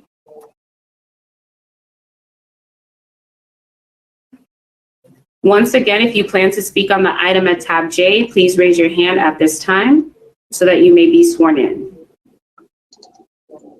Mayor, I do not have any hands raised. Thank you very much. Council members, any questions? I see none. Can I hear a motion to approve the item?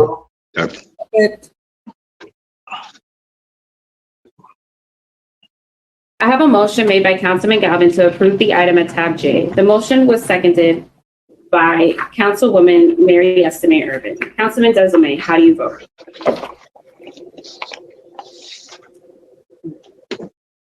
Councilman Desame, how do you vote? I'm sorry. J. Which tab is this? J, the plan.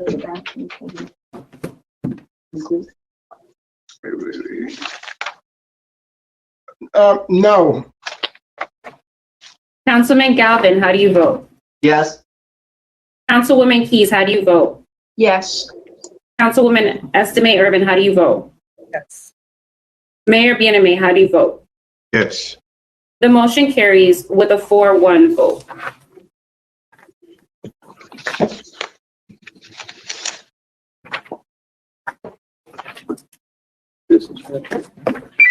And now citizen forum.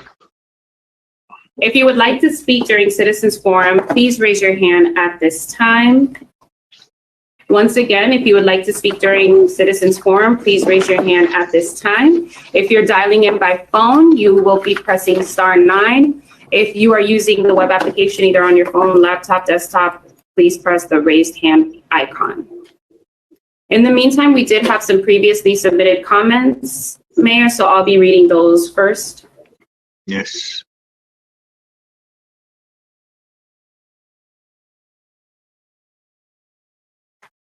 Carl Henry Vielo, 555 Northwest 129th Street, District 4, North Miami. Honorable Mayor, Council, and City staff, I wanted to take a moment and commend Councilwoman Carol Keys for her ongoing and unwavering commitment to ensuring the community Getting Gear bike ride has been kept alive.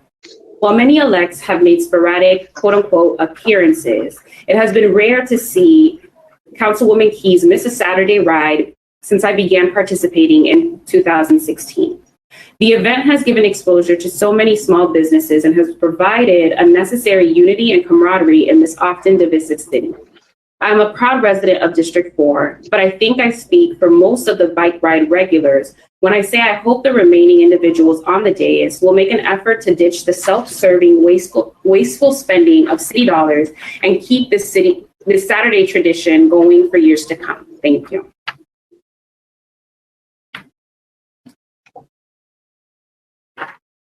Laura Hill, 13075 Griffin Boulevard, North Miami, Florida, 33161. The city of North Miami needs to open all of its public meetings back up to the public. I have been a constant voice for this and will remain a strong voice so long as the public is being shut out of their local government. This week, the Planning Commission meeting was not placed on the city calendar. The meeting was not being live streamed and as such had to be canceled. All over the city, residents want to address their elected representatives. Also, all over this county, municipal meetings are happening in person. It is unethical to close the public out by having meetings at 2 p.m. online when people are working and in school. Even Live at the Fountain Blue is reopening to the public at this time. El Portal is meeting in person. The county commission is the state legislature. There is no reason to wait until after the municipal election to let our people in. It is my opinion that it is exactly what is happening here. Many residents are angry. We must always keep the spirit of democratic representation in mind as public servants and not pick and choose when to uphold these principles. Return our public meetings to the public. Sincerely, Laura Hill.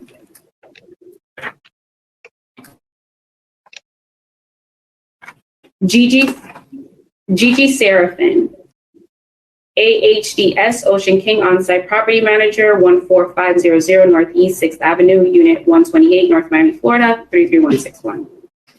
We at AHDS Ocean King and Iskanda Group would like to say thank you to the Emergency Tenant-Based Rental Assistance and the Housing and Social Services Group. We have worked with several agencies, but the ladies at Emergency Tenant-Based Rental Assistance are a great reassurance to the Haitian community. They have excelled in helping the tenants of AHDS Ocean King through the pandemic. The ladies assisted them and helped the office with making sure their rents were paid and have a place to call home. We thank you for assisting them and for your understanding and accuracy in making sure their documents are completed and submitted with ease. Thank you, Ms. Karen Frederick, for your excellent service. Thank you, Ms. Bazil, for expediting the checks and leaving no stones unturned. You ladies are marvelous and exceptional. Thank you, North Miami, for hiring the best. Regards, Gigi Seraphin. Alexander Padilla, Salem House Holdings, LLC, 13155 through 13175 Northeast 6th Avenue, North Miami, Florida, 33161.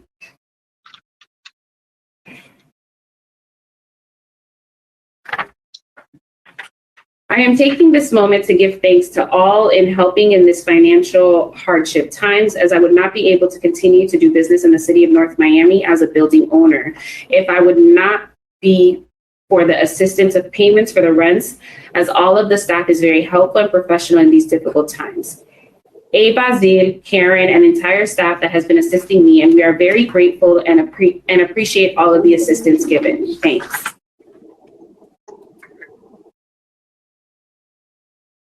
Sabrina Joyner Higgins, Senior Property Manager, Centerport Apartments, 14797 Northeast 18th Avenue, North Miami, Florida, 33181. I really want to say thank you, Karen, for all the hard work that you do for our property. I look forward to working with you more.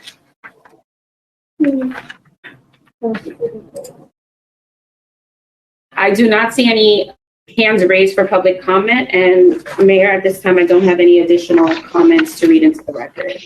Thank you very much. Let's go to council reports.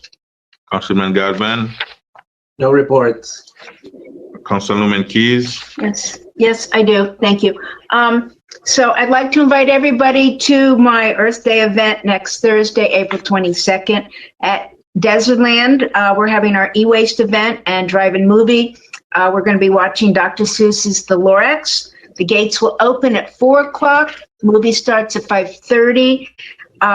Waste Pro will have the e-waste truck there for all the electronics, computers, phones, cell phones, printers, whatever. They'll be there from 5 to 7 outside. You can go by, drop off your e-waste. You do not have to come into the movie. There will be food concession trucks, so people will not be getting out of their cars, but concession trucks will be there during the movie so you can eat. And the first 25 cars will be getting a NOMI resilient bag and a free tree. So hope to see everybody next Thursday over at Desertland. I want to thank Desertland also for hosting this with me. Thank you. Thank you very much. Let's conclude your report. That's it. Oh, Councilman Marie-Estime Irvin. May I come to say, Councilwoman? Hello, thank you. Good afternoon, everyone. I want to thank all of you again that came out to the movie drive-in. We saw Wonder Woman. Thank you, Scott Galvin, for being there. I want to remind everyone that we have a food distribution on Thursday at 9 o'clock at Griffin Center, and I've had several distributions since the pandemic, and we will continue to have food distribution. It's not just a one-time thing. I also, April 18, we will be giving out vaccination. As Chief said earlier, it is the Pfizer that will be given out. So more than likely, if you're hearing my voice, and you should have already registered, I believe all the spots are taken anyway. And those people have appointments to come and get vaccine on April 18th, starting 9 o'clock. And just want to wish everyone a happy rest of your week. Thank you. Councilman Desilme. Yes, sir. Mr. Mayor, real quick, I know we've been getting message regarding the meetings back to normal. I just want to make a point because I did have some residents reach out to me in terms of that. It's not a black and white issue, because we do have some residents who still, not in the, in the case of they could just hop on and come to a meeting. We know that in our community, there's a lot of people who doesn't want to take the vaccine, who refuse to take it. And we have one resident, several who asked if we could consider having it outside. Those cities who are having it, including the county, they have made provisions, and people just don't just walk in and do it like that. The county have a very strict guidelines in terms of how they do it.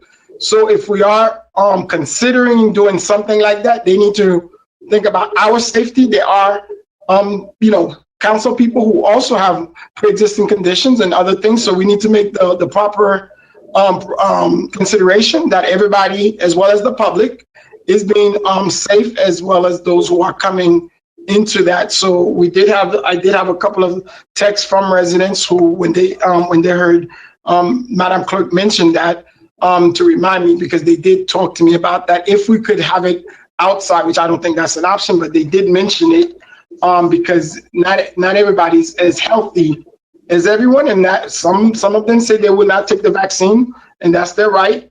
At the same time, I'm not meeting with no constituent unless you are vaccinated. I've told Rosa that's my personal decision, and everybody has their own stuff to do. We could do Zoom, we could do whatever we want to do. But again, just know that everybody is different. Not everyone is different. We got to think about everybody's, stuff. And the county, again, is a good model. They do not have meetings where the public are there. Unless you are speaking. The public are downstairs and they put the microphone in the lobby so they can, yeah. Exactly. Correct. Thank you. I just want to make that clear. That's basically. Thank you very much. Madam City Clerk, no report. Yes, very quickly. Ramadan Kareem to all of those who observe the holiday. I hope that your month is blessed, it's safe, it's peaceful, but it's also happy. I want to remind everyone that May 11th from 7 a.m. to 7 p.m. is the date of the North Miami regular election. Early voting starts April 26th. Yesterday was the last day to register to vote in that particular election, but the deadline to request a vote by mail ballot to vote in that election is May 1st. So please do keep that in mind. For candidates, the logic and accuracy test is taking place on April 21st at 2 o'clock. So if you have questions about that, you can reach out to Miami-Dade County. And if you have any questions about the elections, you can also reach out to the Office of the City Clerk. And that's all I have today, Mayor. Really? What is the deadline for someone to apply as a candidate? Let me open the door. I mean, if Councilman Desilme is, open, the qualifying period has closed, Mayor. Thank you very much. City Attorney report. Very quickly, on April 8th, my office provided to the council a litigation report. We hadn't done one in a while. Hopefully you all got the chance to read it, but if you went through the council report, there are two cases. The first one is an automobile negligence case. It's the citation is Jose Santos Acosta et al. Versus City of North Miami. It's case number 2019-013-406-DA01. This is a claim that stems from a motor vehicle accident that occurred on Biscayne. Collided with a city-issued truck.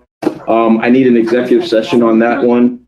The second one is a negligence personal injury case. The site on that one is Jose Hera Fuentes et al. Versus the City of North Miami. It's case number 2018-041-369-CA34. That case is a negligence case involving someone who fell through a sewer hole located in the sidewalk. That case is also ready to settle, and so I need to settle it, an executive session on both of those.